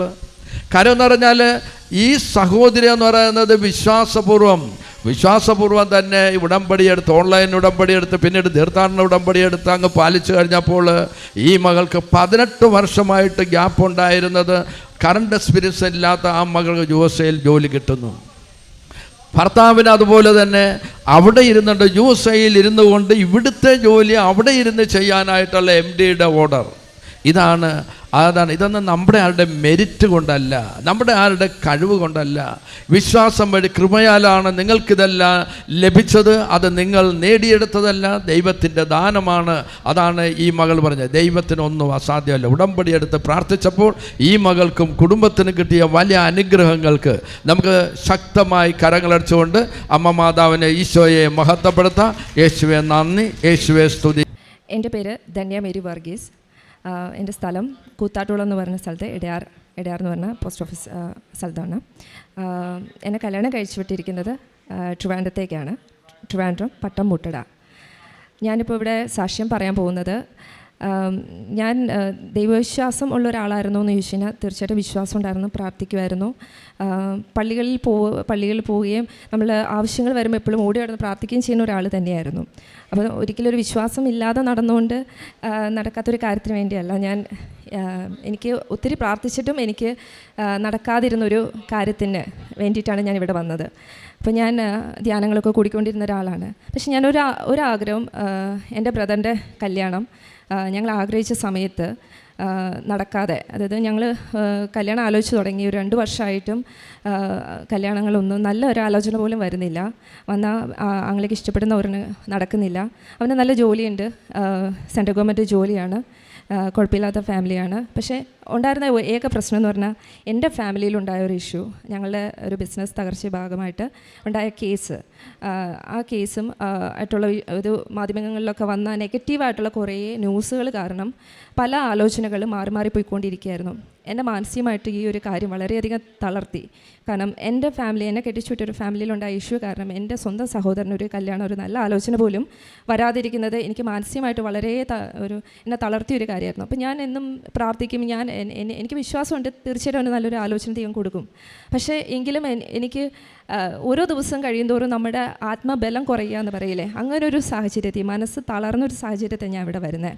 കാരണം നമ്മുടേതല്ലാത്ത തെറ്റുകൾ കൊണ്ട് നമ്മുടെ ജീവിതത്തിൽ വന്നു പോകുന്ന പല കാരണങ്ങൾ കൊണ്ടും നമ്മൾ മാത്രമല്ല നമ്മളെ ചുറ്റും നിൽക്കുന്ന നമ്മളെ വേണ്ടപ്പെട്ടവരും കൂടെ ദുഃഖം അനുഭവിക്കുക. പ്രത്യേകിച്ച് എൻ്റെ പേരൻസ്, എൻ്റെ പപ്പ മമ്മിയെല്ലാം മാനസികമായിട്ട് ഇത് കാരണം തളരുന്നത് ഞാൻ കണ്ടു. അപ്പോൾ ഈ ഒരു കാര്യം എന്നെ മാനസികമായിട്ട് എത്രമാത്രം വേദനിപ്പിച്ചിട്ടുണ്ടാവുമെന്ന് ഊഹിക്കാവുന്നതാണ്. അപ്പോൾ അതുകൊണ്ടാണ് ഞാൻ ഇവിടെ ഞാൻ കൃപാസനത്തെക്കുറിച്ച് ഞാൻ ആര് വഴി കേട്ടു എന്ന് ചോദിച്ചാൽ എനിക്കറിയത്തില്ല. ഞാൻ പലർ വഴി കേട്ടു എന്ന് തോന്നുന്നു. പക്ഷേ എങ്ങനെ ഞാൻ ഇവിടെ എത്തിയെന്ന് പോലും എനിക്ക് ഓർമ്മയില്ല. പക്ഷെ ഞാൻ ഇവിടെ വന്ന് അപ്പോൾ എൻ്റെ ആഗ്രഹം എന്ന് പറഞ്ഞാൽ ഞാനും ഹസ്ബൻഡും എൻ്റെ മമ്മിയായിട്ടാണ് വന്നത്. പക്ഷേ ഉടമ്പടി എടുത്ത വ്യക്തി ഞാൻ മാത്രമാണ്. ഞാനിവിടെ ഒരു ദിവസം വരിക എന്നുള്ള മാത്രം ഉദ്ദേശിച്ചാണ് വന്നത്. വന്നു കഴിഞ്ഞപ്പോഴാണ് ഇവിടെ ഉടമ്പടി എടുക്കണം, ഇങ്ങനെ പ്രാർത്ഥിക്കണം എന്നൊക്കെ അറിയുന്നത്. അപ്പോൾ ഞാൻ അന്ന് തീരുമാനിച്ചു, ഞാൻ ഉടമ്പടി എടുത്ത് പ്രാർത്ഥിക്കാമെന്ന് തീരുമാനിച്ചു. രാവിലെയുള്ള പ്രാർത്ഥന, വൈകിട്ടുള്ള പ്രാർത്ഥന. അപ്പോൾ ഞാൻ അഭിനയിച്ചുകൊണ്ടിരിക്കുക. സീതാ കല്യാണം എന്ന് പറഞ്ഞ സീരിയൽ ഇവിടെയുള്ള പലരും എന്നെ കണ്ടിട്ടുണ്ടാവും, സീരിയൽ വഴി കണ്ടിട്ടുണ്ടാവും, പലരും എന്നോട് സംസാരിക്കുകയും ചെയ്തു. അപ്പം ആ സീരിയൽ ഞാൻ അഭിനയിച്ചുകൊണ്ടിരിക്കുമ്പോഴാണ് ഞാൻ ഈ ഉടമ്പടി എടുക്കുന്നത്. അപ്പോൾ എനിക്ക് രാവിലെ തന്നെ ഷൂട്ടിന് പോകണം, വൈകിട്ട് ഞാൻ വരുമ്പോൾ തന്നെ 10 മണി കഴിയും. എൻ്റെ പ്രാർത്ഥന എന്ന് പറഞ്ഞാൽ എങ്ങനെ നടക്കുന്നുമില്ല എനിക്കറിയത്തില്ല. പക്ഷെ ഞാൻ പറ്റുന്ന പോലെ രാവിലെ എണീറ്റുള്ള പ്രാർത്ഥന മുടക്കിയില്ല, വൈകിട്ടുള്ള പ്രാർത്ഥന മുടക്കിയില്ല. വരുമ്പോൾ എപ്പോഴാണെന്ന് വെച്ചാൽ, അല്ലെങ്കിൽ അവിടെ ഷൂട്ട് ലേറ്റ് നൈറ്റാണ്, 2 o'clock വരെ പോകുമെങ്കിൽ ഞാൻ അവിടെ വെച്ച് എങ്കിലും അങ്ങനെ പ്രാർത്ഥിക്കുന്ന കാര്യം ഞാൻ നോക്കിക്കൊണ്ടിരുന്നു. പക്ഷേ ആ പ്രാർത്ഥന ഒരു 3 മാസം ഞാൻ ചെയ്യും. പക്ഷേ എനിക്ക് വിശ്വാസം ഉണ്ടായിരുന്നു. ആദ്യമായിട്ട് എനിക്കുണ്ടായിരുന്ന മാതാവിൽ ഭയങ്കര വിശ്വാസം ഉണ്ടായിരുന്നു, മധ്യസ്ഥ പ്രാർത്ഥനയിൽ ഭയങ്കര വിശ്വാസം ഉണ്ടായിരുന്നു. ഞാൻ ഇവിടെ വന്നു കഴിഞ്ഞപ്പോൾ ഞാൻ ഈ പ്രാർത്ഥന കഴിഞ്ഞപ്പോൾ എനിക്ക് വിശ്വാസം ഉണ്ടായിരുന്നു, നടക്കും, ഒരു വിശ്വാസം ഉണ്ടായിരുന്നു. പക്ഷേ ഞാൻ ഈ പ്രാർത്ഥന ഞാൻ നടത്തിയതിൻ്റെ ഒപ്പം തന്നെ ഞാൻ ഒരു കാര്യം ഇവിടെ നിന്ന് ആരോ പറഞ്ഞു കേട്ടു, നമ്മൾ കാര്യത്തിന് ആഗ്രഹിക്കുന്ന സമയം കൂടെ വെച്ച് പ്രാർത്ഥിക്കുക, ഇന്ന സമയത്തിനകത്ത് എനിക്ക് ആ കാര്യം സാധിച്ചു തരണം എന്നും കൂടെ വെച്ച് പ്രാർത്ഥിക്കാൻ പറഞ്ഞു. അത് കേട്ടിട്ടാണ് പോയത്. അപ്പം ഞാനൊരു സമയം വെച്ചു, സെപ്റ്റംബറിനകത്ത് എനിക്ക് എൻ്റെ ആങ്ങളുടെ കല്യാണം നടക്കണം, 2018 സെപ്റ്റംബർ അകത്ത് ഈ കല്യാണം നടക്കണമെന്ന് വെച്ച് ഞാൻ പ്രാർത്ഥിച്ചു. നിങ്ങൾക്ക് ഊഹിക്കാൻ 2018 സെപ്റ്റംബർ എന്ന് പറയുന്നത് എങ്ങനെയുള്ള വർഷമായിരുന്നു എന്ന്. കാരണം കോവിഡ് വന്ന് ഈ 2018 വർഷത്തിലാണ് എല്ലാവരും ലോക്ക്ഡൗണിലായി വീട്ടിൽ ഒരു ജോലിയും ഇല്ലാതെ വീട്ടിലിരിക്കേണ്ടി വന്നത്. അപ്പോൾ ഒരു കാര്യങ്ങളും നടക്കുന്നില്ല, ഒരു വിവാഹാലോചനകൾ മര്യാദയ്ക്ക് നടക്കുന്നില്ല, കല്യാണങ്ങൾ മര്യാദയ്ക്ക് നടക്കുന്നില്ല. ഈ സമയത്താണ് ഞാൻ ഇതിന് മുന്നേ പ്രാർത്ഥിച്ചു തുടങ്ങിയതാണ് ഇവിടെ ഉടമ്പടി എടുത്ത്. 2018 സെപ്റ്റംബറിനകത്ത് ഇവിടെ എനിക്ക് എൻ്റെ ബ്രദറിൻ്റെ കല്യാണം നടത്തി തരണം, ഇതായിരുന്നു എൻ്റെ ആഗ്രഹം. അപ്പം ഞാൻ ഈ ആഗ്രഹം വെച്ച്, ഞാൻ പറഞ്ഞ വർഷം തെറ്റി വന്നു, 2000. അപ്പം ഞാൻ ഇത് വെച്ച് പ്രാർത്ഥിക്കുന്ന സമയത്ത് എനിക്ക് അന്ന് വേറൊരു പ്രശ്നം കൂടെ നേരിട്ടു. എൻ്റെ അമ്മയ്ക്ക് ഒരു ഓപ്പറേഷന് വേണ്ടി വന്നു, ക്യാൻസർ ആയിരുന്നു അമ്മയ്ക്ക്. അപ്പം ആ സമയത്ത് ഞാൻ ലക്ഷോയിൽ വെച്ച ഓപ്പറേഷൻ, ഞാനപ്പം എൻ്റെ ഇവിടെ ഉള്ളൊരു വിശ്വാസത്തിൻ്റെ ബലത്തിലായിരിക്കാം ഞാൻ ഓപ്പറേഷൻ നടക്കുമ്പോൾ എൻ്റെ ബ്രദറിനെ അമ്മയുടെ അടുത്താക്കിയിട്ട് ഞാൻ കാർ ഓടിച്ച് ആ സമയത്ത് ഞാൻ കരഞ്ഞുകൊണ്ടാണ് വരുന്നത്. ഇവിടെ വന്നിട്ട് ഞാൻ പൊട്ടി കരയായിരുന്നു. ഇവിടെ നിന്ന് കണ്ണീരോടെ പ്രാർത്ഥിക്കായിരുന്നു എൻ്റെ നമ്മുടെ ഓപ്പറേഷൻ ഭംഗിയായിട്ട് നടത്തുന്നത്. വലിയ പ്രശ്നങ്ങളില്ലാതെ റിസൾട്ട് വരുമ്പോൾ വലിയ പ്രശ്നങ്ങളില്ലാത്തൊരു സ്റ്റേജിലേക്ക് കൊണ്ടെത്തിക്കണേന്ന്. പക്ഷേ ഓപ്പറേഷൻ കഴിഞ്ഞെല്ലാം ഭംഗിയായിട്ട് നടന്ന്, ഭംഗിയായിട്ട് ട്രീറ്റ്മെൻറ്റ് നടന്ന്, ഇതെല്ലാം കോവിഡ് സമയത്താണ് നടക്കുന്നത്. അപ്പോൾ എനിക്ക് സാധിച്ച കാര്യങ്ങൾ കോവിഡ് സമയത്ത് എൻ്റെ അമ്മയുടെ ഒപ്പം എനിക്ക് നിൽക്കാൻ പറ്റി. അമ്മയുടെ ഒപ്പം, കാരണം അപ്പം ഷൂട്ടിങ്ങില്ല, ഒന്നുമില്ല, 3 മാസം ഞാൻ അമ്മയുടെ കൂടെ നിന്ന് അമ്മയുടെ കൂടെ അമ്മേനെ കുറേ ശുശ്രൂഷിക്കാനും പറ്റി ആ സമയത്ത്. അപ്പോൾ ഇങ്ങനെയുള്ള കുറേ കാര്യങ്ങൾ നമുക്ക് ജീവിതത്തിൽ കുറേ കാര്യങ്ങൾ ഇന്ന് മാറ്റി, ഒരു ടൈം ടേബിൾ മാറ്റിയിട്ട പോലെയാണ് എനിക്ക് തോന്നി. കോവിഡ് വന്ന് എല്ലാവരും വിഷമിച്ച സമയത്ത് എനിക്ക് കുറേ കാര്യങ്ങൾ അമ്മയ്ക്ക് വേണ്ടി എനിക്ക് കുറേ സമയം സ്പെൻഡ് ചെയ്യാൻ പറ്റുന്നു, എൻ്റെ മോൻ്റെ കൂടെ എനിക്ക് നിൽക്കാൻ പറ്റുന്നു, ഇങ്ങനെ കുറേ കാര്യങ്ങൾ സാധിച്ചു. എന്ന് പറഞ്ഞാൽ ഈ കോവിഡ് സമയത്താണ് ഞാൻ ഈ വെച്ച് പ്രാർത്ഥിച്ച സമയത്ത്. അപ്പോൾ കല്യാണ ആലോചനകൾ നടക്കത്തില്ല എന്ന് പറയുമ്പോൾ അമ്മയ്ക്ക് ഈ ഓപ്പറേഷൻ കഴിഞ്ഞ് അമ്മയ്ക്ക് പ്രത്യേകിച്ച് ക്യാൻസർ എന്ന് പറഞ്ഞൊരു അസുഖം വരുമ്പോൾ ഒരു ആലോചന എന്നൊക്കെ പറയുന്നത് ബുദ്ധിമുട്ടുള്ള സമയത്ത് ഒരു ആലോചന വരികയാണ് തൊട്ടടുത്ത്, ഒരു 8 കിലോമീറ്റർ ഡിസ്റ്റൻസിൽ. പക്ഷെ നമ്മൾ എത്രയും നാളും ആലോചനകൾ നടത്തിയിട്ട് അങ്ങനെ ഒരു ആലോചന വന്നിട്ടില്ല. അപ്പോൾ ഞങ്ങൾ കുട്ടിയെ പോയി കണ്ടപ്പോൾ തന്നെ ഇഷ്ടപ്പെട്ടു, ബ്രദറിനും ഇഷ്ടപ്പെട്ടു. അത് ആ സെപ്റ്റംബറിനകത്ത് തന്നെ ഞങ്ങൾ കല്യാണം ഉറപ്പിക്കുകയാണ്. കല്യാണം നവംബറിൽ നടത്തുകയാണ്. സോ ഞാൻ ആ വെച്ച് പ്രാർത്ഥിച്ച സമയത്തിനകത്ത് തന്നെ ഞാനിവിടെ വന്നെടുത്ത ഉടമ്പടി ഞാൻ എന്താഗ്രഹിച്ചു വന്നോ, ഞാൻ ഏറ്റവും കൂടുതൽ ആഗ്രഹിച്ചത് ഇതാണ്. എൻ്റെ സാമ്പത്തിക ബുദ്ധിമുട്ടുകളല്ല ആഗ്രഹിച്ചത്, എൻ്റെ ബാക്കിയുള്ള പ്രശ്നങ്ങളൊന്നുമല്ല. എനിക്ക് എൻ്റെ ആങ്ങളുടെ ലൈഫായിരുന്നു വലുത്. കാരണം അവൻ്റെ ഒരു ലൈഫിൽ പ്രോബ്ലം ഉണ്ടാവണമെന്ന് എനിക്ക് നിർബന്ധം ഉണ്ടായിരുന്നു. അതിനുവേണ്ടിയാണ് ഞാൻ ഇവിടെ ഓടി വന്നത്. എൻ്റെ ആഗ്രഹം എന്തായിരുന്നോ അതെനിക്ക് സാധിച്ചു കിട്ടി. ഞാൻ എന്ത് വെച്ചാണ് ഉടമ്പടി എടുത്ത് പ്രാർത്ഥിച്ചത് എനിക്കിവിടെ ആ സമയത്തിനകത്ത് തന്നെ, ഞാൻ വെച്ച സമയത്തിനകത്ത് എനിക്ക് സാധിച്ചു കിട്ടി. അപ്പോൾ എനിക്കൊരു വലിയ അത്ഭുതമായിട്ടും അതുപോലെ തന്നെ എനിക്ക് ഒത്തിരി സാക്ഷ്യം ഇത് പലരോടും ആ സമയത്ത് പറയണമെന്നുണ്ട്. അപ്പം കോവിഡും കാര്യങ്ങളും ഇവിടെ യാത്രകൾ കുറവാണ്, നമ്മുടെ ലൈഫിലെല്ലാം അങ്ങ് ഭയങ്കര ബുദ്ധിമുട്ടിലായി നിൽക്കുന്ന ഒരു സ്റ്റേജാണ്. അപ്പം ഈ ഒരു സമയത്താണ് ഞാൻ പറഞ്ഞൊരു വർഷം എനിക്ക് 2019 എനിക്ക് ഒരു മിസ്റ്റേക്ക് പറ്റി, 2019 2018 ഞാൻ പറഞ്ഞു വന്നത്. അപ്പം ഇങ്ങനെ ഈ കോവിഡ് തുടങ്ങുന്ന സമയമാണ്. അപ്പം എല്ലാം ഇങ്ങനെ എന്താ പറയുക, നിശ്ചലമായിരിക്കുന്ന സമയത്താണ് ഞങ്ങളുടെ വീട്ടിൽ കല്യാണം നടക്കുന്നത്. അതും ഭംഗിയായിട്ട് നടത്താൻ പറ്റി. ഞങ്ങൾ പ്രതീക്ഷിക്കാത്ത രീതിയിൽ ആ കല്യാണം ഭംഗിയായിട്ട് നടന്നു. പ്രതീക്ഷിക്കാത്ത എല്ലാ അനുഗ്രഹങ്ങളും ദൈവം തന്നു. അവർ ഭംഗിയായിട്ട് എറണാകുളത്ത് താമസിക്കുകയാണ്. ഹസ്ബൻഡും വൈഫും എൻ്റെ ആംഗ്ലയും സിസ്റ്ററിൻ്റെയും അവിടെ താമസിക്കുന്നു. അവർ കഴിഞ്ഞ ദിവസം ഇവിടെ വന്നിട്ടുണ്ടായിരുന്നു. അപ്പം എനിക്ക് കിട്ടിയ ഈ അനുഗ്രഹം അല്ലെങ്കിൽ ഈ ഒരു സാക്ഷ്യം ഞാൻ ഇത്രയും വൈകിയ എന്താണെന്ന് വെച്ച് കഴിഞ്ഞാൽ എന്നിലെ ഒരു നമ്മൾ പറയില്ലേ, ഒരു ചമ്മൽ, നമ്മളൊരു ആർട്ടിസ്റ്റാണ്, ഇങ്ങനെ വന്ന് നിന്ന് നമ്മളുടെ ഈ കാര്യങ്ങളും വിഷമങ്ങളും ഒക്കെ എടുത്ത് പറയാനുള്ളൊരു ചളുപ്പുണ്ടല്ലോ. അപ്പോൾ അത് കാരണം ഞാനിങ്ങനെ മടിക്കുമായിരുന്നു. പിന്നെ ആവട്ടെ മനസ്സിലിങ്ങനെ പറയണമെന്നുണ്ട്, പിന്നെ ആവട്ടെ. അപ്പം ഞാൻ എവിടെയെങ്കിലും സാക്ഷ്യം പറയാൻ 1-2 പേരോട് പറഞ്ഞ പോലെ എല്ലാവരുടെ മുമ്പിൽ ഇങ്ങനെ വന്ന് പറയാനൊരു മടി. കാരണം എപ്പോഴും എൻ്റെ ലൈഫിലൊക്കെ വന്ന വലിയ വലിയ പ്രശ്നങ്ങളാണ്. അപ്പോൾ എല്ലാവരെയും വീണ്ടും അത് ഓർമ്മിപ്പിക്കണം. അപ്പോൾ അത് വീണ്ടും സാക്ഷ്യം പറയുമ്പോൾ എല്ലാവരോടും അത് പറയണം. അങ്ങനെയുള്ളൊരു മടി എൻ്റെ മനസ്സിൽ കിടക്കുകയായിരുന്നു. അപ്പോൾ അതുകൊണ്ടാണ് ഇത്രയും വൈകിപ്പോയെന്ന് എനിക്ക് തോന്നുന്നത്.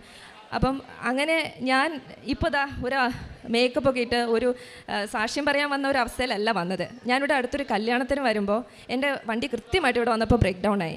അപ്പം ഞാൻ പറഞ്ഞു, തീർച്ചയായിട്ടും ആ സാക്ഷ്യം പറയാത്തതിൻ്റെ ആണെന്ന് തോന്നുന്നു. കൃത്യമായിട്ട് ഇവിടെ വെച്ച് തന്നെ ബ്രേക്ക് ഡൗൺ ആയി. അപ്പം ഞാനിങ്ങനെ ആഗ്രഹിച്ച് കയറി വരുന്നു, ഇവിടെ വന്നാൽ പറയാൻ പറ്റുമോ എനിക്കറിയത്തില്ല. ഇങ്ങനെ എന്ത് ചെയ്യണമെന്ന് അറിയാതെ ഞാൻ അവിടെ ഇങ്ങനെ നോക്കി നിൽക്കുക. അപ്പോൾ എൻ്റെ അടുത്ത് ഒരാൾ വന്ന് സംസാരിച്ചു. ഞാൻ അവരോട് പറഞ്ഞു, എനിക്ക് സാക്ഷ്യം പറയണമെന്നുണ്ട്, എന്ത് ചെയ്യണം? അപ്പോൾ പറഞ്ഞു, വീണ്ടും ഉടമ്പടി എടുക്കണം.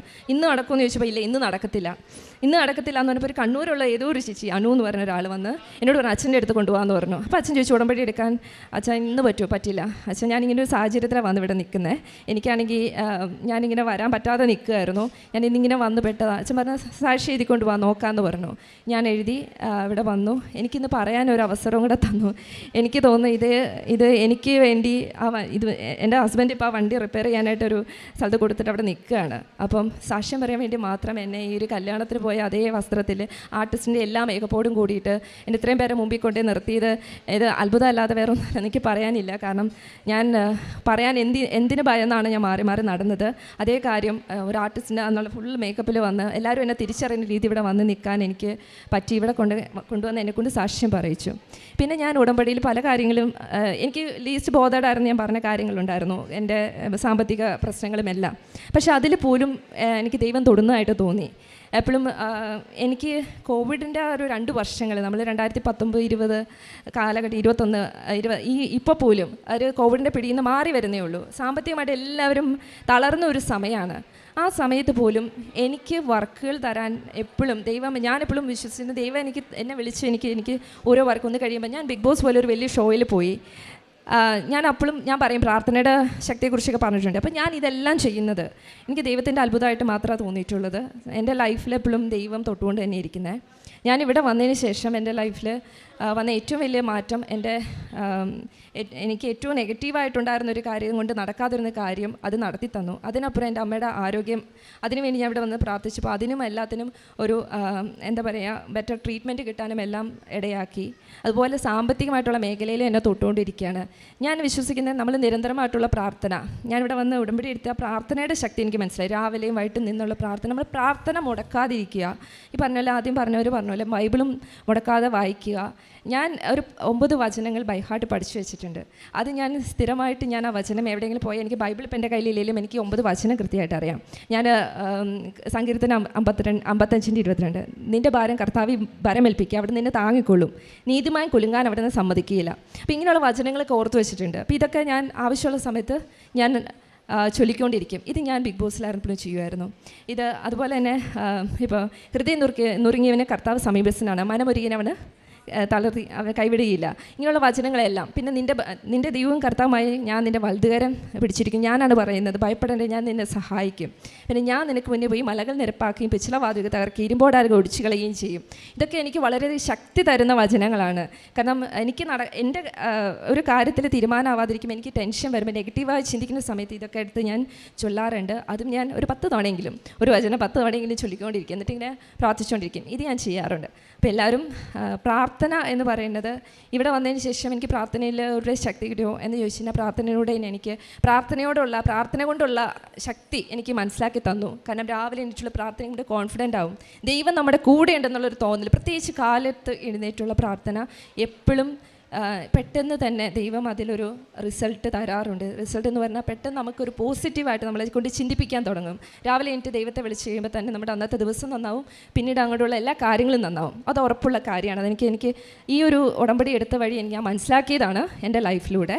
അപ്പോൾ ഇത്രയാണ് എനിക്ക് പറയാനുണ്ട്. ഇനി ഒത്തിരി പറയാനുണ്ട്. എനിക്ക് എവിടെ തുടങ്ങണമെന്നോ നിർത്തണമെന്നോ അറിയില്ലായിരുന്നു. പക്ഷേ ഈ പറയാൻ വേണ്ടിയുള്ള കാര്യം ഞാൻ 2 വർഷമായിട്ട് പറയാതെ ഇങ്ങനെ നടന്നുകൊണ്ടിരിക്കുന്നതിൻ്റെ ഒരു പ്രശ്നമാണ്.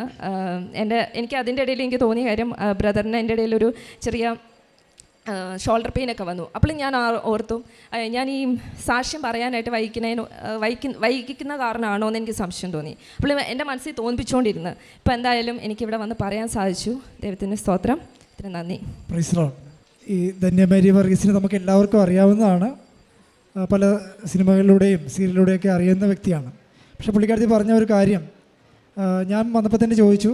ഈ കാര്യം ഉടമ്പടിയിൽ വെച്ച ആദ്യത്തെ നിയോഗമായിരുന്നു. ഈ സഹോദരൻ്റെ വിവാഹം 2 വർഷമായിട്ട് നടക്കാതിരുന്നതാണ്. അത് ഒരുപാട് ധ്യാന കേന്ദ്രങ്ങളിലും ഒരുപാട് സ്ഥലങ്ങളിലൊക്കെ പ്രാർത്ഥിച്ചു.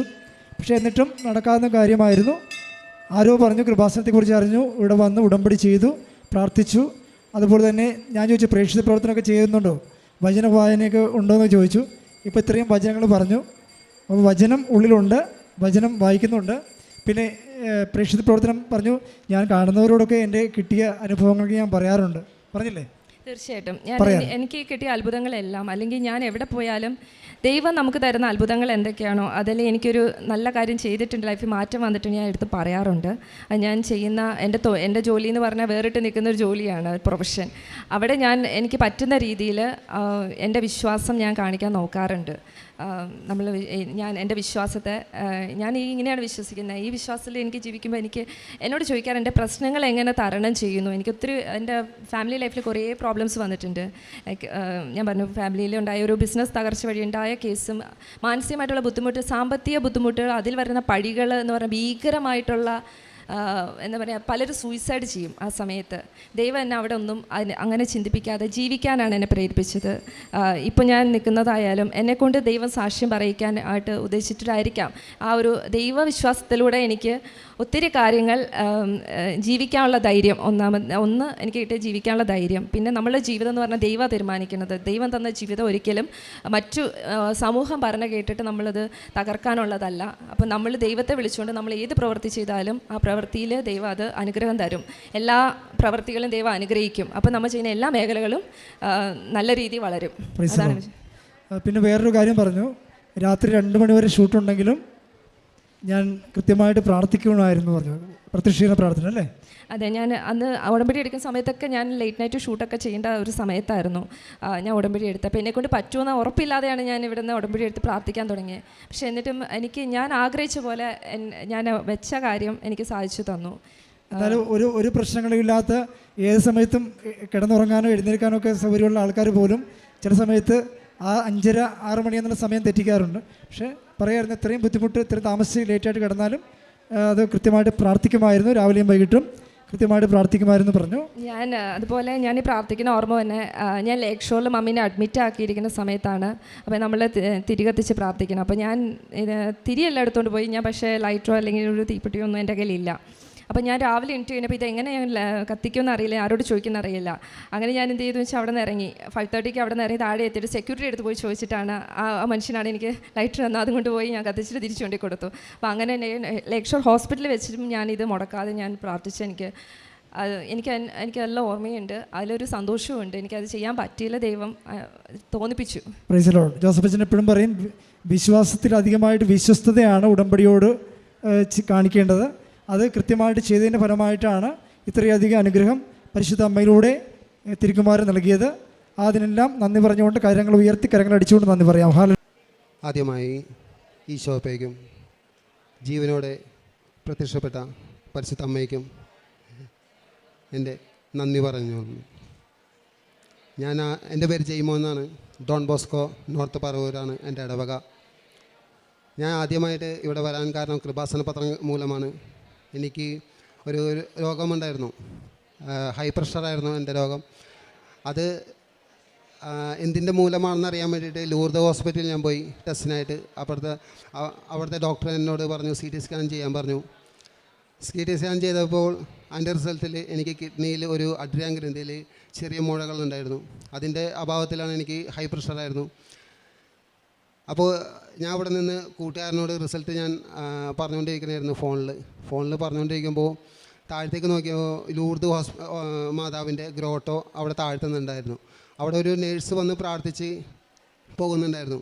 ഞാൻ അപ്പോൾ ഗ്രോട്ടോയിലേക്ക് നോക്കിയപ്പോൾ മാതാവ് എൻ്റെ മനസ്സിൽ തോന്നിച്ചു, നീ എൻ്റെ അടുത്തേക്ക് വാ, നിൻ്റെ രോഗം ഞാൻ മാറ്റിത്തരാം എന്ന് എൻ്റെ മനസ്സിൽ തോന്നിച്ചു. ആ സ്പോട്ടിൽ ഞാൻ അവിടുന്ന് താഴത്തേക്ക് ഇറങ്ങി. നേരെ ഞാൻ പേഷ്യൻ്റാണ്, എനിക്ക് താഴത്ത് ഇറങ്ങാൻ പാടില്ല, റൂം വിട്ടെങ്ങും പോകാൻ പാടില്ല. എന്നിരുന്നാലും എനിക്ക് എവിടെ നിന്ന് ധൈര്യം വന്നതെന്ന് എനിക്കറിയില്ല. ഞാൻ നേരെ താഴത്തേക്ക് ഇറങ്ങി പേഷ്യൻ്റെ ടാഗ് എൻ്റെ കയ്യിലുണ്ടായിരുന്നു.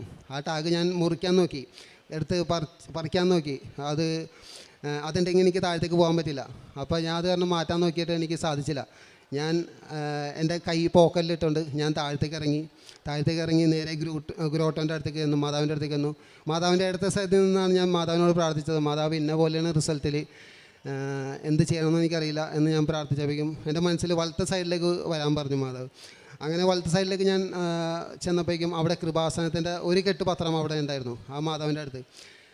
ഞാൻ അതിൽ നിന്ന് ഒരു പത്രം എടുത്തുകൊണ്ട്, അന്ന് ആദ്യമായിട്ടാണ് ആ കൃപാസനം എന്ന് പത്രം ഞാൻ കാണുന്നതും അത് വായിക്കുന്നതും. ആ പത്രം ഞാൻ അവിടെ നിന്ന് എടുത്തുകൊണ്ട് റൂമിൽ കൊണ്ടുപോയി റൂമിൽ വെച്ച് അത് മുഴുവനും ഞാൻ വായിച്ചു കഴിഞ്ഞപ്പോൾ എനിക്ക് ഉടമ്പടി എടുക്കണമെന്ന് വലിയ ആഗ്രഹം തോന്നി. അങ്ങനെയാണ് ഞാൻ കൃപാസനത്തെക്കുറിച്ച് അറിയുന്നതും ഇവിടെ വരുന്നതും. ഞാൻ ആദ്യമായി ഉടമ്പടി എടുത്തത് 11/5/2024 അന്ന് തുടങ്ങി മാതാവ് എൻ്റെ ഒപ്പം ഉണ്ട്. മാതാവ് എൻ്റെ ചെറിയ ഇതും വലുതുമായിട്ടുള്ള ഒരുപാട് അനുഗ്രഹങ്ങൾ എനിക്ക് ലഭിച്ചിട്ടുണ്ട്. ഒന്നാമത്തെ സാക്ഷ്യമായിട്ട് ഇവർ രണ്ട് തമ്മിൽ 9 വർഷത്തെ ഗ്യാപ്പുണ്ട്. വളരെ ലേറ്റായിട്ടാണ് രണ്ടാമത്തെ കുഞ്ഞായത്. അത് കുറച്ച് കടങ്ങളും കാര്യങ്ങളൊക്കെ ഉണ്ടായിരുന്നു. മാതാവിൻ്റെ അനുഗ്രഹത്തിൽ ഞങ്ങൾക്ക് കടങ്ങളെല്ലാം മാറിക്കഴിഞ്ഞ ശേഷമാണ് മാതാവ് രണ്ടാമത്തെ കുഞ്ഞിന് തന്നത്. മാതാവ് കുഞ്ഞിന് തന്നോടൊപ്പം തന്നെ ഞങ്ങൾക്കൊരു കാറ് വാങ്ങിക്കണമെന്ന് ആഗ്രഹം ഉണ്ടായിരുന്നു. അപ്പോൾ കാറിനായിട്ട് അന്വേഷണം നടത്തിയപ്പോൾ ഫേസ്ബുക്കിലൂടെ എൻ്റെ ഭാര്യയും അതുപോലെ തന്നെ അനിയനും ഫേസ്ബുക്കിലൂടെ അന്വേഷണം നടത്തിയപ്പോൾ കോട്ടയം ഈരാറ്റുപേട്ടയിൽ ഒരു കാറ് കണ്ടു. ആ കാറ് രണ്ടുപേരും കണ്ടത് ഒരേ കാറ് തന്നെയാണ്. അത് മാതാവിൻ്റെ ഗ്രേ കളറിലുള്ള കാറായിരുന്നു, ഇയോൺ എന്ന് പറയുന്ന കാറായിരുന്നു. അപ്പോൾ ഞാനത് ഉറപ്പിച്ചു, എനിക്ക് അത് മാതാവ് തന്ന കാറാണ്. അങ്ങനെ ഞാനും വൈഫും കൂടി കാറ് അഡ്വാൻസ് കൊടുക്കാൻ വേണ്ടി പോകുന്നത് വൈഫിൻ്റെ സ്കൂട്ടറിലായിരുന്നു. അതാകുമ്പോൾ രണ്ടുപേരും മാറി മാറി ഓടിക്കാമെന്നുള്ള രീതിയിലായിരുന്നു പോയത്. ഞങ്ങൾ രണ്ടുപേരും മാറി മാറി ഡ്രൈവ് ചെയ്തു. ഈരാറ്റുപേട്ടയിൽ പോയി കാറ് കണ്ട് അഡ്വാൻസ് കൊടുത്ത് തിരിച്ചു പോന്നു. വീട്ടിൽ വന്ന് പിറ്റേ ദിവസം കാർഡ് വെച്ച് ടെസ്റ്റ് ചെയ്തു. അപ്പോഴാണ് ഞങ്ങൾ ഇതിനെക്കുറിച്ച് അറിയുന്നത്. കാർഡ് വെച്ച് ടെസ്റ്റ് ചെയ്ത് നോക്കിയപ്പോൾ പോസിറ്റീവാണ്, ഇവൾ കൺസീവ് ആയത്. അപ്പോൾ അത് ട്രാവലിങ്ങിൽ ശരിക്കും പറഞ്ഞാൽ ഞങ്ങൾക്ക് ഈ രണ്ടാമത്തെ കുട്ടി പോകേണ്ടതാണ്. അതേപോലത്തെ ഡ്രൈവിങ്ങിലായിരുന്നു ഞങ്ങൾ രണ്ടുപേരും, ടൂറ് പോകുന്ന രീതിയിലായിരുന്നു ഞങ്ങൾ രണ്ടുപേരും പോയിക്കൊണ്ടിരുന്നത്. അത് ശരിക്കും മാതാവിൻ്റെ അനുഗ്രഹത്തിൽ ആ സംരക്ഷണത്തിൽ ഞങ്ങൾക്ക് രണ്ടാമത്തെ കുട്ടിക്ക് ഒരു കുഴപ്പം അന്ന് തുടങ്ങി ഈ നിമിഷം വരെ ഒരു കുഴപ്പമില്ലാതെ ഞങ്ങൾക്ക് ഡെലിവറി ടൈമിലായാലും ഒരു കുഴപ്പമില്ലാതെ ഞങ്ങൾക്ക് കിട്ടി. ഡെലിവറി ടൈമിൽ ഏപ്രിൽ 9-ാം തീയതിയായിരുന്നു ഡെലിവറി, ഓപ്പറേഷനായിരുന്നു. അന്ന് ഓപ്പറേഷനിൽ കയറ്റുമ്പോൾ ഞാൻ എൻ്റെ വീട്ടിൽ നിന്ന് മട്ടാഞ്ചേരി ഹോസ്പിറ്റലിലേക്ക് പോയിക്കൊണ്ടിരിക്കുമ്പോൾ എനിക്ക് എൻ്റെ പള്ളിയിൽ നിന്ന് ഒരു കെട്ട് പത്രം എനിക്ക് കിട്ടി. ആ കെട്ട് പത്രമായിട്ട് ഞാൻ ഹോസ്പിറ്റലിലേക്ക് പോയി. എന്തായാലും ഞാൻ ഹോസ്പിറ്റലിലേക്കാണ് പോകുന്നത്, ഗവൺമെൻറ് ഹോസ്പിറ്റലിലേക്കാണ് പോകുന്നത്. അവിടെ കൊടുക്കാം എന്നുള്ള രീതിയിൽ ഞാൻ ആ ഒരു കെട്ട് പത്രമായിട്ട് ഞാൻ ഹോസ്പിറ്റലിൽ പോയി അവിടെ ചെന്ന് അപ്പോൾ 8:30 ആയപ്പോഴേക്കും ഓപ്പറേഷന് കയറ്റി കഴിഞ്ഞപ്പോഴേക്കും ഞാൻ അവിടെ നിന്ന് പ്രത്യക്ഷീകരണ പ്രാർത്ഥന എന്ത് ചെയ്യണമെന്ന് എനിക്കറിയില്ല. പ്രത്യക്ഷീകരണ പ്രാർത്ഥന ചൊല്ലിക്കൊണ്ടിരിക്കുമ്പോൾ എൻ്റെ മനസ്സിൽ പറഞ്ഞു, നിൻ്റെ കയ്യിൽ ഒരു കെട്ട് പത്രമില്ല, നീ അത് കൊടുക്കാൻ പോ എന്നും എൻ്റെ മനസ്സിൽ തോന്നിപ്പിച്ചു. എൻ്റെ വൈഫ് ഓപ്പറേഷന് കയറ്റിയപ്പോൾ ഞാൻ കൃപാസന പത്രമായിട്ട് മട്ടാഞ്ചേരി റോട്ടിൽ ഞാൻ കൃപാസന പത്രം കൊടുക്കാൻ പോകുന്നതായിരുന്നു. കൃപാസന പത്രം കൊടുക്കുന്നതിൻ്റെ ഇടയിൽ എൻ്റെ മനസ്സിൽ പറഞ്ഞു, സെക്കൻഡ് ലാസ്റ്റ് പത്രം. അവസാനത്തെ പത്രത്തിൻ്റെ മുമ്പത്തെ ടൈമിൽ ഡെലിവറി നടക്കും എന്ന് എൻ്റെ മനസ്സിൽ തോന്നിച്ചു. അങ്ങനെ പത്രം വേഗം കൊടുക്കാൻ എനിക്ക് തോന്നി. അങ്ങനെ പത്രം മാതാവിനോട് പ്രാർത്ഥിച്ച് വേഗം കൊടുത്തു. സെക്കൻഡ് ലാസ്റ്റ് പത്രം എത്തിയപ്പോഴേക്കും അവസാനത്തെ 2 പത്രം എത്തിയപ്പോഴേക്കും എനിക്കൊരു കോൾ വന്നു. അപ്പോൾ ഞാൻ ഹെഡ്സെറ്റിൽ വെച്ചാണ് ഞാൻ സംസാരിക്കുന്നത്. അപ്പോൾ കോൾ വന്നപ്പോഴേക്കും ആരാണ് വിളിച്ചതെന്ന് എനിക്കറിയില്ല. ഞാൻ കോൾ എടുത്തപ്പോഴേക്കും വേറൊരു ചേച്ചിയാണ് എന്നെ വിളിച്ചത്. ചേച്ചി വിളിച്ചത് ഡെലിവറി എന്തായി എന്ന് ചോദിച്ചു. അപ്പോൾ ഞാൻ പറഞ്ഞില്ല, ഞാൻ പുറത്താണ്, എന്തായെന്നറിയില്ല എന്ന് പറഞ്ഞു. ഞാൻ ഓപ്പറേഷൻ കഴിയുമ്പോൾ റിസൾട്ട് വരുമ്പോൾ ഞാൻ അറിയിക്കാമെന്ന് പറഞ്ഞു. അങ്ങനെ ആ കോൾ കട്ടായി. അത് കഴിഞ്ഞ് എൻ്റെ ആ ഒരു പത്രം 2 പത്രത്തിൽ ഒരു പത്രം ഞാൻ ഒരു ഓട്ടോറിക്ഷ ഡ്രൈവറിന് കൊടുത്തു. ആ കൊടുത്ത് കഴിഞ്ഞ് അപ്പോൾ തന്നെ അടുത്ത കോൾ എനിക്ക് വീണ്ടും വന്നു. അത് ഹോസ്പിറ്റലിൽ നിന്നായിരുന്നു. ആ ഹോസ്പിറ്റലിൽ നിന്ന് തന്നെ എൻ്റെ അനിയൻ്റെ ഭാര്യ വിളിച്ചിട്ട് പറഞ്ഞു, ചേട്ടനൊരു ഉണ്ണീശോ പിറന്നിട്ടുണ്ട്, ഒരു ആൺകുട്ടി പിറന്നിട്ടുണ്ട് എന്ന് പറഞ്ഞു. എനിക്ക് ഭയങ്കര സന്തോഷമായി. എന്ന് വെച്ചാൽ സെക്കൻഡ് ലാസ്റ്റ് പത്രത്തിൽ എനിക്ക് ഓപ്പറേഷൻ കഴിയും, നീ ഒരു 2ാമത്തെ കുഞ്ഞിൻ്റെ അച്ഛനാവുമെന്ന് എൻ്റെ മനസ്സിൽ തോന്നി. അതേപോലെ തന്നെ സെക്കൻഡ് ലാസ്റ്റ് പത്രത്തിൽ എനിക്ക് ആ അനുഭവം ഉണ്ടായി. ഓപ്പറേഷൻ കഴിഞ്ഞ ടൈം എന്ന് പറഞ്ഞു കഴിഞ്ഞാൽ 9:36. മാതാവിനോട് ഞാൻ പ്രാർത്ഥിച്ചിട്ടുണ്ടായിരുന്നു ഒരു ചെറിയൊരു അടയാളമായിട്ട് എനിക്ക് തന്നെ വന്ന് 9:36 ലാസ്റ്റത്തെ 6 അത് മാതാവിൻ്റെ നമ്പറാണ്. അപ്പോൾ ഞാൻ ഉറപ്പിച്ചു അത് മാതാവിൻ്റെ അനുഗ്രഹത്തിലാണ്. ഒരു കുഴപ്പമുണ്ടായില്ല. ഞാൻ ഇവിടെ സാക്ഷ്യങ്ങൾ കേൾക്കുമ്പോൾ എല്ലാ ദിവസവും ഞാൻ സാക്ഷ്യങ്ങൾ കേൾക്കും. അതിനകത്ത് സാക്ഷ്യങ്ങൾ കേൾക്കുമ്പോൾ ഓരോ കുട്ടികൾക്ക് ഉദരത്തിൽ വെച്ച് തന്നെ ഓരോ പ്രോബ്ലമാണ് കേട്ടുകൊണ്ടിരിക്കുന്നത്. അപ്പോഴും ഞാൻ എൻ്റെ വൈഫ് ഡെലിവറി ആയിപ്പോൾ പോസിറ്റീവായ അന്ന് തുടങ്ങി ഞാൻ ടെൻഷനാണ്. ഓരോ ചെക്കപ്പിനും ഞാൻ ഡോക്ടറിനോട് ചോദിക്കും. അപ്പോൾ അന്നേരത്തെ ഓരോ ചെക്കപ്പിന് ചെല്ലുമ്പോൾ ഞാൻ ഓരോ നമ്പറുകൾ ശ്രദ്ധിക്കും. അതെല്ലാം മാതാവിൻ്റെ നമ്പറുകൾ 7, 8, 6 അതൊക്കെ എനിക്ക് തന്നുകൊണ്ടിരിക്കുന്നത്. അപ്പോൾ റിസൾട്ടിൽ അതിലെല്ലാം പോസിറ്റീവാണ്, ഒരു കുഴപ്പമില്ല. ഡോക്ടറിൻ്റെ അടുത്ത് ചോദിക്കുമ്പോൾ ഒരു കുഴപ്പമില്ല, എല്ലാം ഓക്കെ. ഡെലിവറി വരെ എത്തി, ഒരു കുഴപ്പമില്ല. അവസാനത്തെ ആ പത്രം, ഹോസ്പിറ്റലിലെ അവസാനത്തെ പത്രം ഞാൻ അത് കൊടുത്തില്ല. ഞാൻ തിരിച്ച് ഹോസ്പിറ്റലിൽ ചെന്നപ്പോഴേക്കും അവിടെ ഒരു ചേച്ചി ഉണ്ടായിരുന്നു. ആ ചേച്ചി പത്രം കണ്ടപ്പോൾ, മോനെ ആ പത്രം എനിക്ക് തന്നേക്കെന്ന് പറഞ്ഞു. ഞാൻ ആ ചേച്ചിയായി കൊടുത്തു. അങ്ങനെ ഈ നിമിഷം വരെ എൻ്റെ ഇവാൻ എന്നാണ് പേര്.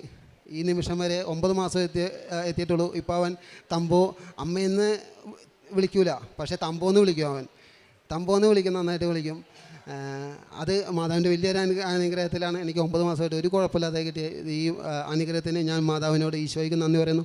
എൻ്റെ 2ാമത്തെ സാക്ഷ്യം, എൻ്റെ മകൾ, ഞാൻ ഒരു ദിവസം പണിക്ക് പോയി വൈകുന്നേരമായപ്പോൾ എൻ്റെ വൈഫ് എന്നെ വിളിച്ചിട്ട് പറഞ്ഞു, മൂത്ത മകൾ നല്ല കരച്ചിലാണ്, വേദന എന്ന് വെച്ചാൽ മോശം പോകാതെ ഭയങ്കര 2-3 ദിവസമായിട്ട് മോശം പോയിട്ടില്ല. അപ്പോൾ അത് കാരണം പോകാതെ വന്നപ്പോഴേക്കും ഭയങ്കര വേദന വരുന്നു, ഭയങ്കര കരച്ചിലാണെന്ന് പറഞ്ഞു. അപ്പോഴേക്കും ഞാൻ അന്ന് രാവിലെ ഞാൻ പള്ളിയിൽ പോയപ്പോൾ ഒരു കെട്ട് പത്രം എനിക്ക് കിട്ടിയിരുന്നു. ആ പത്രമായിട്ടാണ് ഞാൻ പണിക്ക് പോയി. വൈകുന്നേരം എനിക്ക് രാവിലെ കൊടുക്കാൻ പറ്റിയില്ല, വൈകിട്ട് വർക്ക് കഴിഞ്ഞപ്പോൾ കൊടുക്കാമെന്ന് വിചാരിച്ച് ഞാൻ പത്രം കൊണ്ടുപോയി. അന്ന് എനിക്ക് ഒരു ഹൗസ് വാമിങ് ഒരു പരിപാടി ഉണ്ടായിരുന്നു. ആ ഹൗസ് വാമിങ്ങിന് 6 മണിക്കാണ് ഹൗസ് വാമിങ്. എൻ്റെ 5 മണിക്ക്, ഞാൻ മെയ്സൺ വർക്കാണ്, കൺസ്ട്രക്ഷൻ വർക്കിൽ മെയ്സനാണ്. 5 മണിക്ക് എൻ്റെ വർക്ക് കഴിഞ്ഞു. അപ്പോൾ ഞാൻ നോക്കിയപ്പോൾ 5:30, 6 മണി, ഒരു അരമണിക്കൂർ എനിക്ക് ഗ്യാപ്പുണ്ട്. ആ ടൈമിൽ ഞാൻ പത്രം കൊടുക്കാമെന്ന് വിചാരിച്ചു. അപ്പോൾ അങ്ങനെ ഞാൻ പത്രം കൊടുത്തു. ഒരു 10 മിനിറ്റ് ഞാൻ എടുത്തുള്ളൂ. അങ്കമാലി LF ഹോസ്പിറ്റലിൽ ഞാൻ പത്രം കൊടുത്തു. 10 മിനിറ്റ് കൊണ്ട് എനിക്ക് മാതാവിനോട് പ്രാർത്ഥിച്ച് വിശ്വാസ പ്രമാണം ചൊല്ലി ഞാൻ കൊടുത്തപ്പോഴേക്കും 10 മിനിറ്റ് കൊണ്ട് എനിക്ക് ആ പത്രം കൊടുത്ത് തീർത്ത് എനിക്ക് സുഖമായിട്ട് ആ ഫംഗ്ഷന് കൂടിക്കൊണ്ടിരിക്കുമ്പോഴാണ് വൈഫ് എന്നെ വിളിച്ചത്. ഇന്നപോലെ കരച്ചിലാണ്, എന്ത് ചെയ്യുമെന്നും പറഞ്ഞ് വേഗം വാന്ന് പറഞ്ഞു. അപ്പോൾ ഞാൻ പറഞ്ഞ്, നീ തിരുനടയിൽ അവിടെ എൻ്റെ നടയിൽ ഞാൻ ഉപ്പ് വെച്ചിട്ടുണ്ട്, കൃപാസന മാതാവിൻ്റെ ഉപ്പ് വെച്ചിട്ടുണ്ട്. ആ ഉപ്പ് ഞാൻ പറഞ്ഞ് ഉപ്പെടുത്ത് ഇത്തിരി വെള്ളത്തിൽ കലക്കി വിശ്വാസ പ്രമാണം ചൊല്ലിക്കൊണ്ട് നീ കൊടുക്ക് എന്ന് പറഞ്ഞ് അങ്ങനെ കൊടുത്ത് കഴിഞ്ഞ് പിന്നെ ഒരു കോളും വന്നില്ല. ഞാൻ തിരിച്ച് 7:30 വീട്ടിൽ വന്നപ്പോൾ, 7:30-8 മണിയായി വീട്ടിൽ വന്നപ്പോൾ. അതുവരെ ഞാൻ കോൾ പ്രതീക്ഷിച്ചുകൊണ്ടിരിക്കുന്നതാണ്. ഹെഡ്സെറ്റ് ഞാൻ വെച്ചുകൊണ്ടാണ് ഞാൻ ഡ്രൈവ് ചെയ്തുകൊണ്ടത്. അതിലൊന്നും ഒരു കോളും വന്നില്ല. അപ്പോൾ എന്താണെന്ന് വിചാരിച്ച് ഞാൻ ആകെ ടെൻഷനായിട്ടാണ് ഞാൻ വീട്ടിൽ ചെന്നപ്പോൾ ആദ്യം ചോദിച്ചത് എൻ്റെ മകൾ അവളെന്ത് എടുക്കണമെന്ന് വെച്ച്. അപ്പോൾ അവൾ ഉറക്കമാണെന്ന് പറഞ്ഞു. ഉറക്കമെന്ന് പറഞ്ഞപ്പോൾ എനിക്ക് സമാധാനമായി. എന്ന് വെച്ചാൽ മാതാവാണ് അവളെ ഉറക്കിയേക്കണത്, മാതാവിൻ്റെ മടിയിലേക്ക് കിടന്നാണ് അവൾ ഉറങ്ങിയേക്കണത് എന്നെനിക്ക് ആശ്വാസമായി. എന്ന് വെച്ചാൽ ഞാൻ സാക്ഷ്യങ്ങൾ കേൾക്കുന്നുണ്ട്. സാക്ഷ്യങ്ങൾ കേൾക്കുമ്പോൾ അതിൽ മാതാവിൻ്റെ നേർച്ച വസ്തുക്കൾ ഉപയോഗിക്കുമ്പോൾ ഒരു ഉറക്കം വരും. മാതാവ് ഉറക്കുന്നതാണ്, അത് വലിയൊരു അനുഗ്രഹത്തിന് വേണ്ടിയിട്ടാണ്. അങ്ങനെ മാതാവ് ഉറക്കി. അപ്പോൾ ഞാൻ പറഞ്ഞു ആശ്വാസമായി എനിക്ക്. ഞാൻ അങ്ങനെ ഇരുന്ന് ഭക്ഷണം കഴിച്ചുകൊണ്ടിരിക്കുന്നതാണ്, ചായ കുടിച്ചുകൊണ്ടിരിക്കുന്നതാണ്. പെട്ടെന്ന് എൻ്റെ മകൾ ചാടി എഴുന്നേറ്റ് പറഞ്ഞു എനിക്ക് ടോയ്ലറ്റിൽ പോകണമെന്ന് പറഞ്ഞു. അങ്ങനെ പോയി. ഞാൻ പിന്നെ കാണുന്നത് എൻ്റെ മകൾ ചിരിച്ചുകൊണ്ടുള്ളൊരു നല്ലൊരു മുഖമായിട്ട്. ആ 3 ദിവസം എത്തിയിട്ട് പോകാത്ത ആ മോഷൻ അന്ന് ആ ഉപ്പ് കൊടുത്ത് മാതാവ് അനുഗ്രഹിച്ച് ആ ചിരിച്ച മുഖം കൊണ്ട് പിന്നെ ഇതുവരെ ഒരു കുഴപ്പമുണ്ടായിട്ടില്ല. മാതാവിൻ്റെ വലിയൊരു അനുഗ്രഹത്തിൽ അതിനും ഞാൻ മാതാവിനോട് നന്ദി പറയുന്നു. പിന്നെ മൂന്നാമത്തെ സാക്ഷ്യം എന്ന് പറഞ്ഞാൽ എൻ്റെ മകൾ കന്നഡ സോങ്ങിൽ കലോത്സവത്തിൽ കന്നഡ സോങ്ങിൽ മലയാളം പോലും ശരിക്കും വശമില്ലാത്ത എൻ്റെ മകൾ കന്നഡ സോങ് അതിൽ എ ഗ്രേഡ് മേടിച്ചത്. അത് 3 വിദ്യാർത്ഥികൾ വേറെ വിദ്യാർത്ഥികൾ 3 ഇവൾ പാടാൻ ഏത് പാട്ടാണ് കന്നഡ പാട്ടിൽ ഏത് പാട്ടാണോ പാടാൻ ഉദ്ദേശിച്ചത് ആ പാട്ട് തന്നെ വേറെ 3 കുട്ടികളും പാടി. അത് എൻ്റെ മകൾ പാടിയതിനേക്കാളും നന്നായിട്ട് തന്നെയാണ് അവരും പാടിയത്. നല്ല പാട്ടായിരുന്നു അവർ പാടിയത്. ആ പാട്ട് കേട്ടപ്പോൾ തന്നെ ഞാൻ എൻ്റെ ഭാര്യയോട് പറഞ്ഞു, നമുക്ക് പോകാം, ഇവിടെ നിൽക്കണ്ട എന്ന് വെച്ചാൽ നിന്നിട്ട് കാര്യമില്ല. അതേപോലത്തെ പാട്ടായിരുന്നു. ഇവളേക്കാളും നന്നായ രീതിയിലാണ് അവർ പ്രസൻറ്റ് ചെയ്തത്. അങ്ങനെ മൂന്നാമത്തെ പാട്ടും പാടി. ഇവൾ രണ്ടാമത്തായിരുന്നു. ഇവൾ പാട്ട് പാടി കഴിഞ്ഞപ്പോഴേക്കും അടുത്ത സോങ് പിന്നത്തെ ആൾ വേറെ പെങ്കൊച്ച് ഈ പാട്ട് തന്നെയാണ് പാടിയത്. അപ്പോൾ ആ പാട്ട് പാടി തുടങ്ങിയപ്പോഴേക്ക് തന്നെ ഞാൻ പറഞ്ഞു, നമുക്ക് ഇവിടെ നിൽക്കണ്ട, പോവാമെന്ന് പറഞ്ഞു. അങ്ങനെ ടീച്ചറിൻ്റെ അടുത്ത് ചോദിച്ചപ്പോൾ ടീച്ചറെ പോയിക്കോട്ടെ എന്ന് വെച്ചപ്പോൾ ടീച്ചർ പോയിക്കോളാൻ പറഞ്ഞു. റിസൾട്ട് എന്താണെന്ന് വെച്ചാൽ വൈകിട്ട് അറിയിക്കാമെന്ന് പറഞ്ഞു. അപ്പോൾ ഈ കന്നഡ പദ്യം ചെല്ലാൻ പോകുന്നതിന് മുമ്പ് ഞാൻ മാതാവിൻ്റെ തൈലം ഞാൻ നെറ്റിയിൽ വെച്ച് കുരിശ് വരച്ച് പ്രാർത്ഥിച്ചിട്ടാണ് വീട്ടിൽ നിന്ന് ഇറങ്ങിയത്. ഉപ്പ് കുറച്ചെടുത്ത് ഇവളുടെ ഡ്രസ്സിൻ്റെ പോക്കലിലും ഞാൻ ഇട്ടിട്ടുണ്ടായിരുന്നു. അങ്ങനെയാണ് ഞാൻ വീട്ടിൽ നിന്ന് ഇറങ്ങിയത് തന്നെ.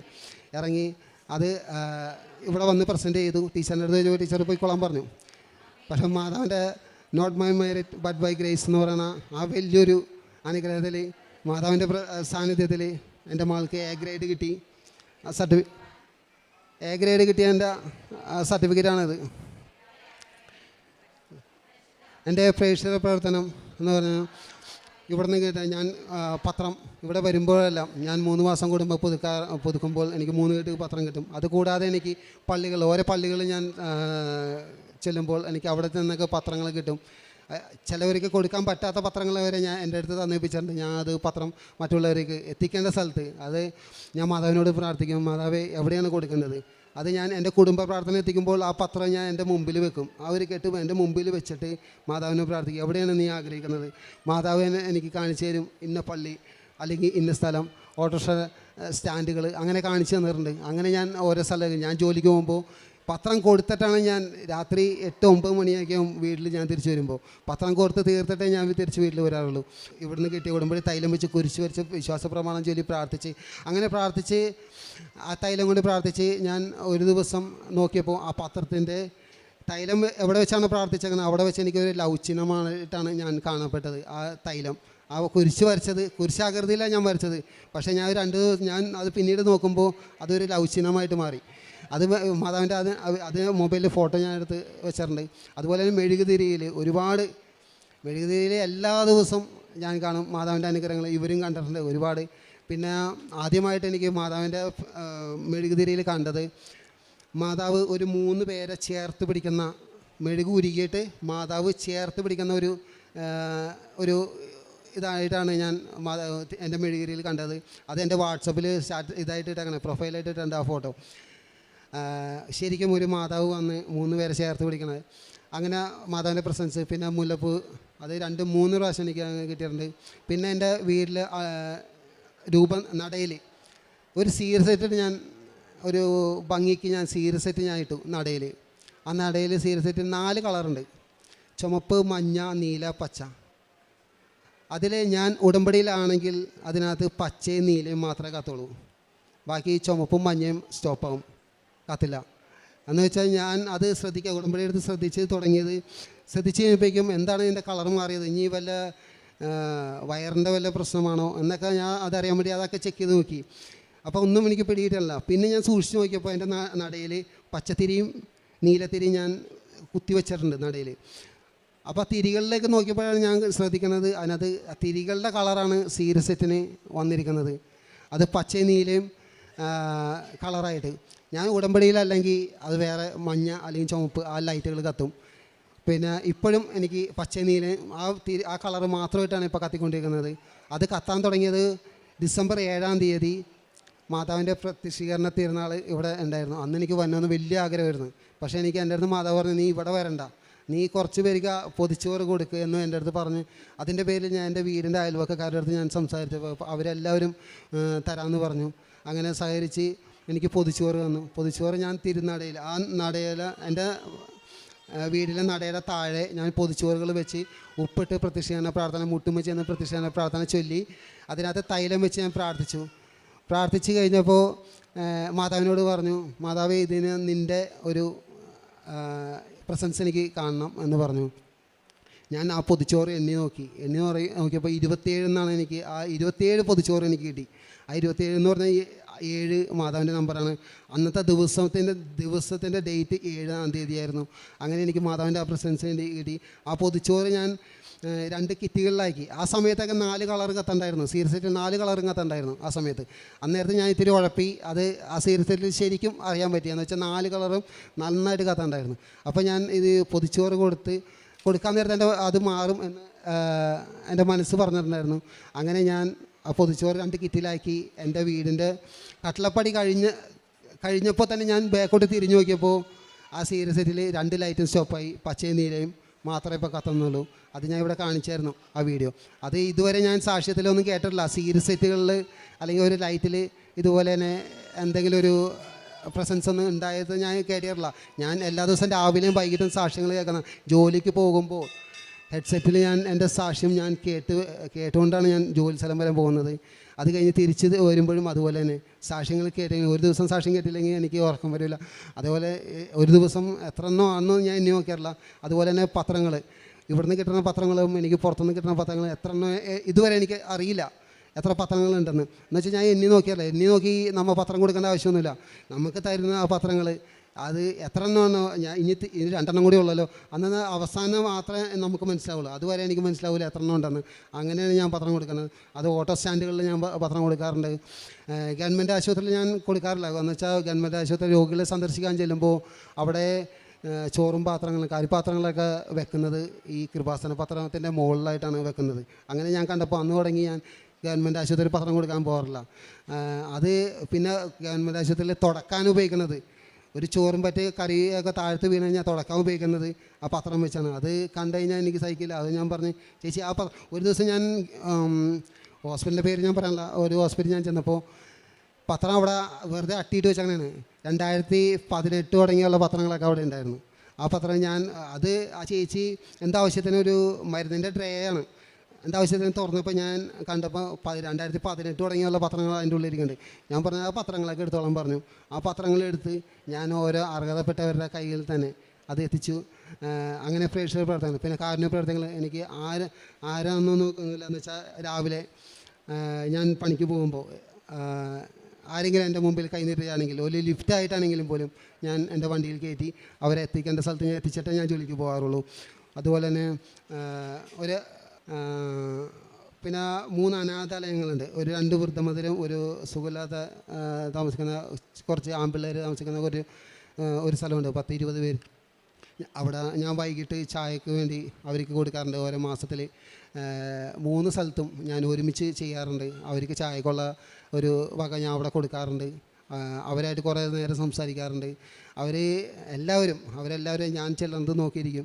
എന്നെ കണ്ട അപ്പം തന്നെ അവർ ഭയങ്കര സന്തോഷത്തോടെ എന്നെ സ്വീകരിക്കും. എൻ്റെ വണ്ടി പുറത്തുനിന്ന് വരുമ്പോൾ തന്നെ ഗേറ്റ് തുറന്ന് തരും. എനിക്ക് അത്രയും സ്നേഹത്തോടെ എനിക്ക് ഭയങ്കര സ്നേഹം തരുന്നുണ്ട്. അതുപോലെ തന്നെ ഉപവാസം എടുക്കുന്നത്, ആഴ്ചയിൽ ഞാൻ 2 ദിവസം ഉപവസിക്കും. അതും ബുധനാഴ്ചയും ശനിയാഴ്ചയും മാതാവിൻ്റെ ദിവസം. അന്നേരത്തെ ഞാൻ 11 മണി തുടങ്ങി 3 മണി വരെ ഉപവാസം ആയിരിക്കുള്ളൂ. ഞാൻ ഭക്ഷണമൊന്നും കഴിക്കാറില്ല മാതാവിന് വേണ്ടി. ആ ദിവസം 2 ദിവസം 3 പേർക്ക് ഞാൻ ഭക്ഷണം മേടിച്ച് കൊടുത്തിട്ടാണ് അന്നത്തെ ദിവസം. ഇന്ന് ഞാൻ ബുധനാഴ്ച, ഇന്ന് ഞാൻ ഉപവാസത്തിലാണ്. എന്ന് വെച്ചാൽ 3 പേർക്ക് രാവിലെ ഭക്ഷണം മേടിച്ച് കൊടുത്ത്, രാവിലത്തെ പ്രഭാത ഭക്ഷണം മേടിച്ച് കൊടുത്തിട്ടാണ് ഞാൻ ഇങ്ങോട്ട് വന്നത്. അതുപോലെ ശനിയാഴ്ചയും അതുപോലെ കാരുണ്യപ്രവർത്തകർ ഞാൻ എൻ്റെ ഇതിന് ഞാൻ എടുത്ത് പറയുന്നതല്ല, ഞാൻ ഇവിടെ കാരുണ്യപ്രവർത്തകർ ചെയ്യുന്നത് പറയണം എന്നുള്ള ആ രീതിയിൽ ചെയ്യാം, മറ്റുള്ളവർ ചെയ്യാൻ വേണ്ടിയിട്ടാണ് ഞാൻ ഇത് പറയുന്നത്. അല്ലാതെ എൻ്റെ അഹങ്കാരത്തിന് ഞാൻ പറഞ്ഞതല്ല. ഞാൻ ഇന്നത് ചെയ്തു, ഒരു ഇടത്തെ കൈ ചെയ്യുന്നത് വലത്തെ കൈ അറിയരുത് എന്നാണ് പറഞ്ഞേക്കുന്നത്. എന്നാലും ഞാൻ പറയുന്നതാണ്, ഞാൻ ഉപവസിക്കുമ്പോൾ മറ്റുള്ളവർക്ക് എൻ്റെ ആഹാരത്തിൽ നിന്ന് ഒരു പങ്ക് ഞാൻ അവർക്ക് കൊടുത്തിട്ടാണ് ഞാൻ ഉപവസിക്കുന്നത്. ഞായറാഴ്ച ദിവസം രാവിലെ പള്ളിയിൽ പോയി വന്ന് മറ്റുള്ളവർക്ക് എന്തെങ്കിലും ഭക്ഷണം വാങ്ങിക്കാനോ എടുക്കാനോ. എൻ്റെ വീടിൻ്റെ അടുത്ത് 2 രോഗികളുണ്ട്. ഒരു ക്യാൻസർ രോഗിയുണ്ട്, ഒരു കണ്ണ് കാണാൻ പറ്റാത്ത ഒരു അമ്മയുണ്ട്. അവരെ ചെന്ന് കണ്ട് അവരായിട്ട് സംസാരിച്ച് ആ കണ്ണിൽ തൈലം വെച്ച് പ്രാർത്ഥിച്ച് അവരായിട്ട് കുറച്ച് നേരം നിന്ന് വർത്താനം പറഞ്ഞ് പിന്നെ ക്യാൻസർ ഒരു അമ്മയുണ്ട്, ആ അമ്മയായിട്ട് സംസാരിച്ച് സുഖമാണ് എല്ലാ കാര്യവിശേഷങ്ങളും ചോദിച്ച് അതിനുശേഷമാണ് ഞാൻ എൻ്റെ വീട്ടിൽ വന്ന് ഭക്ഷണമൊക്കെ കഴിക്കാറ്. പിന്നെ ആത്മീയമായിട്ട് ഞാൻ ഞായറാഴ്ച ദിവസമാണ് ഞാൻ പള്ളിയിൽ പോകാറ്. ആകെ ഈ ഉടമ്പടി എടുക്കുന്നതിന് മുമ്പ്, ഉടമ്പടി എടുത്തതിന് ശേഷം ഇപ്പോൾ എല്ലാ ദിവസവും ഞാൻ പള്ളിയിൽ പോകും. എനിക്ക് എൻ്റെ ഇടവകയിൽ രാവിലെ പള്ളിയിൽ പോകാൻ പറ്റിയില്ലെങ്കിൽ ഏതെങ്കിലും ഞാൻ വർക്ക് കഴിഞ്ഞ് ഏതെങ്കിലും ഒരു പള്ളിയിൽ വെച്ച് കുർബാന കൂടിയിട്ട് ഞാൻ വീട്ടിലേക്ക് വരുള്ളൂ. അല്ലെങ്കിൽ അതും പറ്റിയില്ലെങ്കിൽ ഞാൻ യൂട്യൂബിലെങ്കിലും കുർബാന കണ്ടിട്ട് ഞാൻ അന്നത്തെ ദിവസം എനിക്ക് കുർബാന കൂടിയില്ലെങ്കിൽ ഭയങ്കര വിഷമമാണ്. അതുപോലെ കുർബാന സ്വീകരിച്ചില്ലെങ്കിൽ 2 ആഴ്ച കൂടും അതിനുള്ളിലെങ്കിലും ഞാൻ കുമ്പസാരിച്ചിരിക്കും. 2 ആഴ്ച ആകില്ല, അതിന് മുമ്പ് തന്നെ ഞാൻ കുമ്പസാരിച്ചിരിക്കും. എൻ്റെ പള്ളിയിൽ എല്ലാ ദിവസവും കുമ്പസാരമുണ്ട്. അത് കാരണം എനിക്ക് കുമ്പസാരിക്കാൻ ഒട്ടും മടിയില്ല. ആ കുമ്പസാരിക്കാൻ ആ സിറ്റുവേഷൻ ആണെങ്കിൽ ഞാൻ കുമ്പസാരിച്ചിരിക്കും. ഇത്രയും നല്ല ഇത്രയും ഒരുപാട് അനുഗ്രഹങ്ങൾ ഇനിയുണ്ട് പറയാൻ.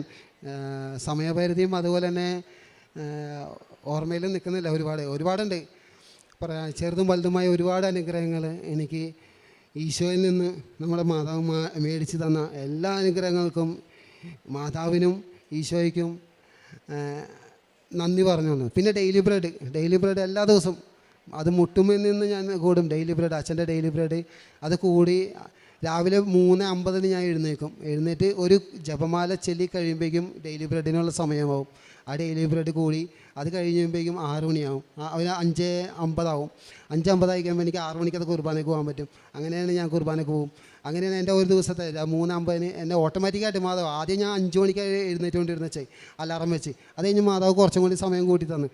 നിനക്കൊരു ജപമാല ചെല്ലാൻ ടൈമുണ്ടല്ലോ, അതിനും കൂടി നീ സമയം കണ്ടെത്ത് എന്നും പറഞ്ഞപ്പോഴേക്കും ഞാൻ 3:50 പോയി. ഇപ്പം 3:50 ഞാൻ അലാറം വെച്ച് എഴുന്നേക്കും. ഞാൻ എഴുന്നേറ്റില്ലെങ്കിൽ മാതാവിനെ എഴുന്നേൽപ്പിക്കും. ആ ടൈമിൽ ഞാൻ ഓട്ടോമാറ്റിക്കായിട്ട് എഴുന്നേക്കും. അങ്ങനെ മാതാവിന് ഒരുപാട് അനുഗ്രഹങ്ങൾ ഇനി പറയാൻ എന്തൊക്കെ ഉണ്ട് ഞാൻ ഓർക്കണില്ല. എന്നാലും ഇത്രയും വലിയ അനുഗ്രഹങ്ങൾ, ഒരുപാട് അനുഗ്രഹങ്ങൾ എനിക്കും എൻ്റെ കുടുംബത്തിനും തന്ന മാതാവിന് ഈശോയ്ക്കും ഞാൻ നന്ദി പറയുന്നു. അതേപോലെ തന്നെ ഇവിടെ നിന്നും പ്രാർത്ഥിക്കുന്ന ഓരോ മക്കൾക്കും ഇതുപോലെ ഈ മാതാവ് പ്രത്യക്ഷപ്പെട്ട ഈ ആൾത്താരിൽ നിന്ന് ഓരോ മക്കളും സാക്ഷ്യപ്പെടുത്തണമെന്ന് മാതാവിനോട് ഞാൻ അപേക്ഷിക്കുന്നു, പ്രാർത്ഥിക്കുന്നു എന്ന് ഞാൻ നിർത്തുന്നു.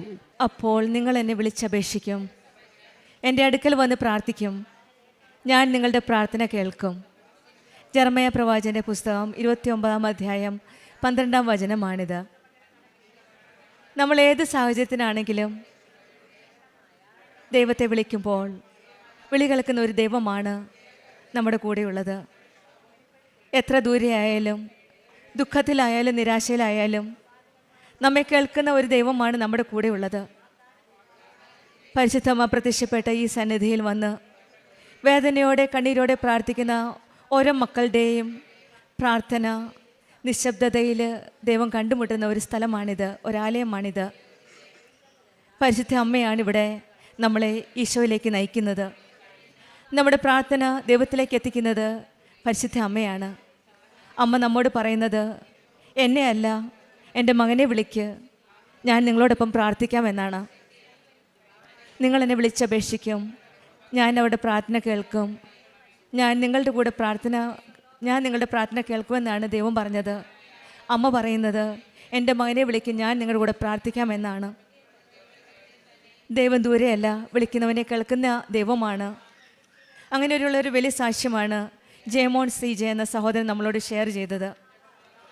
ഈ മകൻ ആദ്യമായിട്ട് തന്നെ കൃപാസനത്തിലെത്തുന്നത് വലിയൊരു വഴിയിലൂടെയാണ്. അതായത് രോഗം വന്ന് ലൂർദ് ഹോസ്പിറ്റലിൽ ചെന്നപ്പോൾ പെട്ടെന്നൊരു ഇൻസ്പിറേഷനാണ്, എൻ്റെ അടുത്തേക്ക് വാ, നിൻ്റെ രോഗം ഞാൻ സുഖപ്പെടുത്താമെന്ന്. അവിടെ ചെന്ന് താഴെ ഇറങ്ങി എങ്ങനെയോ മോൻ പ്രാർത്ഥിച്ചതിന് ശേഷം അങ്ങോട്ട് വലത് സൈഡിലൊന്ന് തിരിഞ്ഞ് നോക്കാൻ ഇങ്ങനൊരു ഇൻസ്പിറേഷൻ വന്നു. പിന്നെ അവിടെ പോയി നോക്കിയപ്പോഴാണ് ഒരു കെട്ട് പത്രം. ഈ മകൻ്റെ ജീവിതത്തിൽ ഉടമ്പടി ഈ സാക്ഷ്യം പറഞ്ഞതിൽ നമ്മൾ പലപ്പോഴും പത്രത്തെപ്പറ്റി പല പ്രാവശ്യവും ഈ സഹോദരൻ നമ്മളോട് ഷെയർ ചെയ്തു. ഇവിടെയാണ് ഈ മകൻ്റെ ഉടമ്പടി ജീവിതത്തിൻ്റെ തുടക്കം. അവിടെ ഒരു കെട്ട് പത്രമാണ് കിട്ടിയത്. ആ മകൻ ആ പത്രം എടുത്ത് വായിച്ചു. അങ്ങനെയാണ് കൃപാസനം അമ്മയെപ്പറ്റി ആദ്യമായിട്ട് കേട്ടത്. പിന്നെ ഈ സന്നിധിയിൽ വന്നാണ് ഉടമ്പടി എടുത്തത്. കടബാധ്യതകളുണ്ടായിരുന്നു. പിന്നെ ആ കടബാധ്യതകളിൽ നിന്ന് ഓരോ പ്രാവശ്യവും പടിപടിയായിട്ട് ഈ മകന് കടബാധ്യതകൾ തീർക്കാൻ സാധിച്ചു. 2ാം കുഞ്ഞിൻ്റെ ഒരു ജനനം അറിഞ്ഞില്ലായിരുന്നു. വളരെ ദൂരെയാണ് ഇവർ 2 വീലർ ഓടിച്ച് യാത്ര ചെയ്തത്. ആ യാത്രയിൽ അവരറിഞ്ഞില്ല ഒരു കുഞ്ഞ് അവിടെ ഉദരത്തിലുണ്ടായിരുന്നു എന്ന കാര്യം. പിന്നീട് വന്ന് ടെസ്റ്റ് ചെയ്തപ്പോൾ ഇവർ തന്നെ ഭയപ്പെട്ടു. പക്ഷെങ്കിൽ പരിശുദ്ധ അമ്മയിൽ ഈശോയിലുമുള്ള വിശ്വാസം ഒന്നും സംഭവിച്ചില്ല. കുട്ടി സുഖമായിട്ട് തന്നെ അമ്മയുടെ ഉദരത്തിലുണ്ടായിരുന്നു. അങ്ങനെ ആ മകനും, രണ്ടാമത്തെ മകൻ 9 വർഷം കഴിഞ്ഞാണ് ആ മകൻ ജനിച്ചത്. പിന്നീട് രണ്ടാമത്തെ കുഞ്ഞിനെ പരിശുദ്ധമ്മ സംരക്ഷിച്ചതിൻ്റെ ഒരു വലിയ സാക്ഷ്യമാണ് ഇവരിവിടെ പറഞ്ഞത്. ഉടമ്പടി മക്കൾ നമ്മളറിയാതെ, നമ്മൾ പറയാത്ത പല കാര്യങ്ങളും അമ്മ തന്നെ അങ്ങ് ഏറ്റെടുക്കുകയാണ്. നമ്മൾ പറയേണ്ട ആവശ്യമില്ല. ഉടമ്പടിയിലാണോ, നിങ്ങൾ വിശ്വസ്തരാണോ, സത്യസന്ധരാണോ എങ്കിൽ അമ്മ നമ്മോട് ചേർന്ന് നിൽക്കും. അമ്മ മകനോട് പറയും, മകനെ അവരെ സംരക്ഷിക്കണേ എന്ന്. അങ്ങനെയാണ് ഇവർക്കും ഒരു നല്ലൊരു സംരക്ഷണമാണ്. അത്രയും ദൂരെ യാത്ര ചെയ്തിട്ടും ഈ കുഞ്ഞു കൊച്ചിന് ഒന്നും സംഭവിച്ചില്ല. അങ്ങനെ പരിശുദ്ധമ്മയുടെ ഒരു സമ്മാനമാണ് ഈ രണ്ടാമത്തെ കുട്ടി 9 വർഷം കഴിഞ്ഞ്. പിന്നെ വൈഫിൻ്റെ ഒരു ഓപ്പറേഷനാണ്. പോകുന്ന വഴിക്ക് പിന്നീട് വീണ്ടും ഈ മകന് പത്രം കിട്ടുകയാണ്. നോക്കിക്കോ, പത്രമാണ് വീണ്ടും വീണ്ടും വരുന്നത്. അങ്ങനെ വീണ്ടും ഒരു ഇൻസ്പിറേഷൻ, പത്രം പോയി കൊടുക്കും മറ്റുള്ളവർക്ക്. വൈഫിനെ ഓപ്പറേഷൻ തിയേറ്ററിൽ കയറ്റി എത്രയോ ടെൻഷനായിട്ടുള്ള ഒരു സാഹചര്യമാണ്. വേറെ ആരാണെങ്കിലും വൈഫിൻ്റെ കൂടെ നിൽക്കും, അവിടെ നിന്ന് പ്രാർത്ഥിക്കും. പക്ഷേ ഈ മകൻ ആ മനസ്സിൽ വന്ന ആ ശബ്ദം കേട്ട് ആ പത്രം എടുത്തുകൊണ്ട് പോവുകയാണ്. പത്രം കൊടുത്തു. പിന്നെ മനസ്സിൽ പറഞ്ഞു, ലാസ്റ്റ് സെക്കൻഡ് പേപ്പർ കൊടുക്കുമ്പോഴത്തേന് കുഞ്ഞു ജനിക്കുമെന്ന്. അതുപോലെ തന്നെയാണ് എല്ലാവർക്കും പത്രം കൊടുത്തു. പ്രാർത്ഥനയോടെ പ്രതീക്ഷീകരണ പ്രാർത്ഥന ചൊല്ലി വിശ്വാസ പ്രമാണം ചൊല്ലിയാണ് ഈ മകൻ ആ പത്രം കൊടുത്തത്. അതും പോകുന്ന വഴിക്ക് കിട്ടിയ പത്രമാണ്. ആ പത്രം കൊടുത്തതിന് ശേഷം ഹോസ്പിറ്റലിൽ വന്ന് 2 ഫോൺ കോൾ ഇടയ്ക്ക് വന്നു. ആ കഥയെല്ലാം അത് സാക്ഷ്യപ്പെടുത്തിയിട്ടുണ്ട്. വിശദമായിട്ട് നമ്മൾ കേൾക്കുമ്പോൾ അതെല്ലാം മനസ്സിലാക്കുന്നതാണ്. മാതാവിൻ്റെ ഈശോയുടെ ഒരു വലിയൊരു ഇൻ്റർവെൻഷനാണ് ഈ മകൻ്റെ ജീവിതത്തിൽ. ആ പത്രക്കെട്ടെല്ലാം കൊടുത്ത് തിരിച്ചു വന്നപ്പോൾ കുഞ്ഞു വാവേനെ കയ്യിൽ കിട്ടി. ഇവിടെയും നമ്മൾ കാണുന്നത് ഈ മകൻ്റെ വിശ്വാസമാണ്. കരഞ്ഞ് പ്രാർത്ഥിക്കുന്ന, വിശ്വസ്തയോടെ നിൽക്കുന്ന ഒരു മകൻ്റെ വിശ്വാസം, ഉടമ്പടി ജീവിതത്തിൽ ഉറച്ചു നിൽക്കുന്ന ഒരു വിശ്വാസം. പലപ്പോഴും നമ്മുടെ ജീവിതത്തിൽ ഒരു പത്രം കൊടുക്കാൻ നമ്മൾ എത്രയോ ബുദ്ധിമുട്ടുന്നു. ഇതാരോ എവിടെയോ ഉപേക്ഷിച്ച പത്രമാണ്. പരിശുദ്ധ അമ്മ മനസ്സിൽ പറഞ്ഞു കൊടുക്കുകയാണ്, മോനെ അവിടെ ഒരു പത്രമുണ്ട്, ഇവിടെ ഒരു പത്രമുണ്ട്. ഈ മകൻ അതെല്ലാം കേട്ട് ഓരോ കാര്യങ്ങളും ചെയ്തു കൊടുക്കുകയാണ്. മകൻ്റെ കാര്യത്തിൽ മകൻ ഒരു കാര്യവും വിഷമിക്കേണ്ട കാര്യമില്ല. മകൻ ഒരു ടെൻഷനും ഇല്ല. ഭാര്യ പ്രസവിക്കാൻ കിടക്കുന്നു, സിസേറിയനാണ്, ഒരു കുഴപ്പവുമില്ല. അവനെ പത്രവുമായിട്ട് പോവുകയാണ്. ഇതാണ് മകൻ്റെ വിശ്വാസം. അമ്മയുണ്ട് അവിടെ, ഈശോയുണ്ട് അവിടെ, രക്ഷിക്കുന്ന ഈശോയാണ് എൻ്റെ കൂടെയുള്ളത്, സംരക്ഷിക്കുന്ന അമ്മയാണ് എൻ്റെ കൂടെയുള്ളതെന്നുള്ള വിശ്വാസത്തോടെ ഈ മകൻ പോവുകയാണ്. അങ്ങനെയാണ് ആ പേപ്പർ കൊടുക്കുന്നത്. വീണ്ടും പിന്നെ ഈ മകൻ പറയുന്നുണ്ട്, ഒരു പേപ്പർ ഒരു ചേച്ചിക്ക് വേണമായിരുന്നു. ആ ഹോസ്പിറ്റലിൽ ചെന്നപ്പോൾ ഒരു പേപ്പർ ബാക്കിയുണ്ടായിരുന്നത്. അതും അമ്മയാണ് ആ മകൾക്ക് വേണ്ടി വെച്ചിരുന്നത്. പത്രം ആവശ്യമുള്ളവർക്ക് ആ പത്രം എത്തിക്കുന്നത്. ആ പത്രത്തിന് വേണ്ടി ആരോ ഒരാൾ വെയിറ്റ് ചെയ്യുന്നുണ്ടായിരുന്നു ആ ഹോസ്പിറ്റലിൽ. അതും ആ കയ്യിൽ ആവശ്യപ്പെട്ട നിയോഗിക്കപ്പെട്ട വ്യക്തിയുടെ കയ്യിൽ തന്നെ ആ ലാസ്റ്റ് പത്രം എത്തി. പിന്നീടാണ് മകളുടെ ഒരു രോഗസൗഖ്യം പറഞ്ഞത്. 3 ദിവസം ഏകദേശം ഒരു ഹൈ കോൺസ്റ്റിപ്പേഷൻ ആയിരുന്നു. ഉടമ്പടി വസ്തുക്കളുടെ വിശ്വാസമാണ് ഇവരുടെ. വീണ്ടും ഉടമ്പടി വസ്തുക്കളായ ഉപ്പും തൈലവും തേനുമാണ് ഇവർ ഉപയോഗിച്ചത്. ഉപ്പിട്ട് ചൂടുവെള്ളം കൊടുത്തപ്പോൾ തന്നെ 3 ദിവസം വിഷമിച്ച ഈ മകൾ പിന്നീട് ഒരു കുഴപ്പവുമില്ലാതെ മോഷൻ പാസ്സാൻ സാധിച്ചു.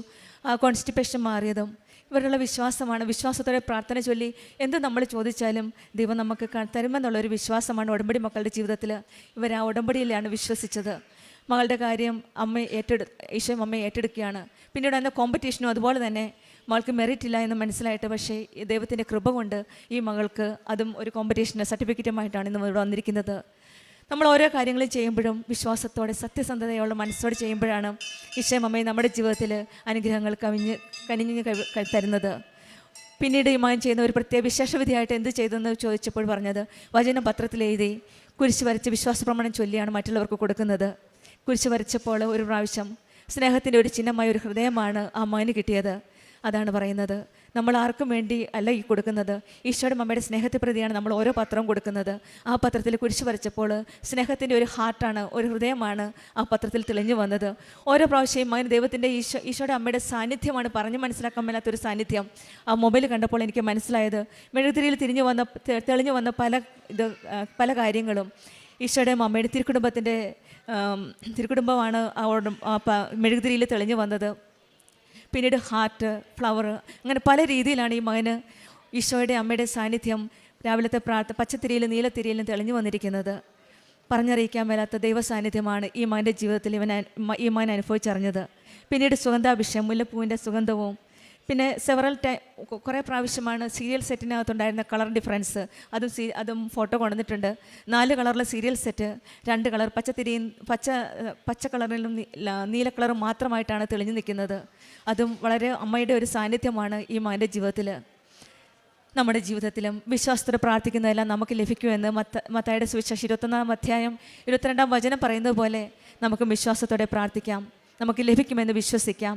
പ്രാർത്ഥന എന്നത് വിശ്വാസമാണ്. പരിശുദ്ധമായി നമ്മെ പഠിപ്പിക്കുന്ന ഇത് തന്നെയാണ്. കാനായിലെ വിവാഹത്തിൽ വിശ്വാസത്തോടെയുള്ള അപേക്ഷയാണ് അമ്മ ഈശോയോട് പറഞ്ഞത്. അവർക്ക് വീഞ്ഞില്ല. അമ്മ ശബ്ദമുയർത്തിയില്ല, ആവശ്യങ്ങൾ വിശദീകരിച്ചുമില്ല. പൂർണ്ണ ഹൃദയത്തോടെ ദൈവത്തിന് മുൻപിൽ സമർപ്പിക്കുകയാണ്. നമ്മളും വിശ്വാസത്തോടെ കണ്ണീരോടെ പ്രാർത്ഥിക്കുമ്പോൾ, വിശ്വാസമുള്ള പ്രാർത്ഥനയോടെ പ്രാർത്ഥിക്കുമ്പോൾ നമ്മുടെ കാത്തിരിപ്പിൻ്റെയും ഫലം ലഭിക്കുമെന്ന് നമുക്ക് വിശ്വസിക്കാം. നമ്മുടെ വിശ്വാസം ശക്തിപ്പെടുത്തുവാൻ നമ്മുടെ കൂടെ നമ്മുടെ അമ്മയാണുള്ളത്.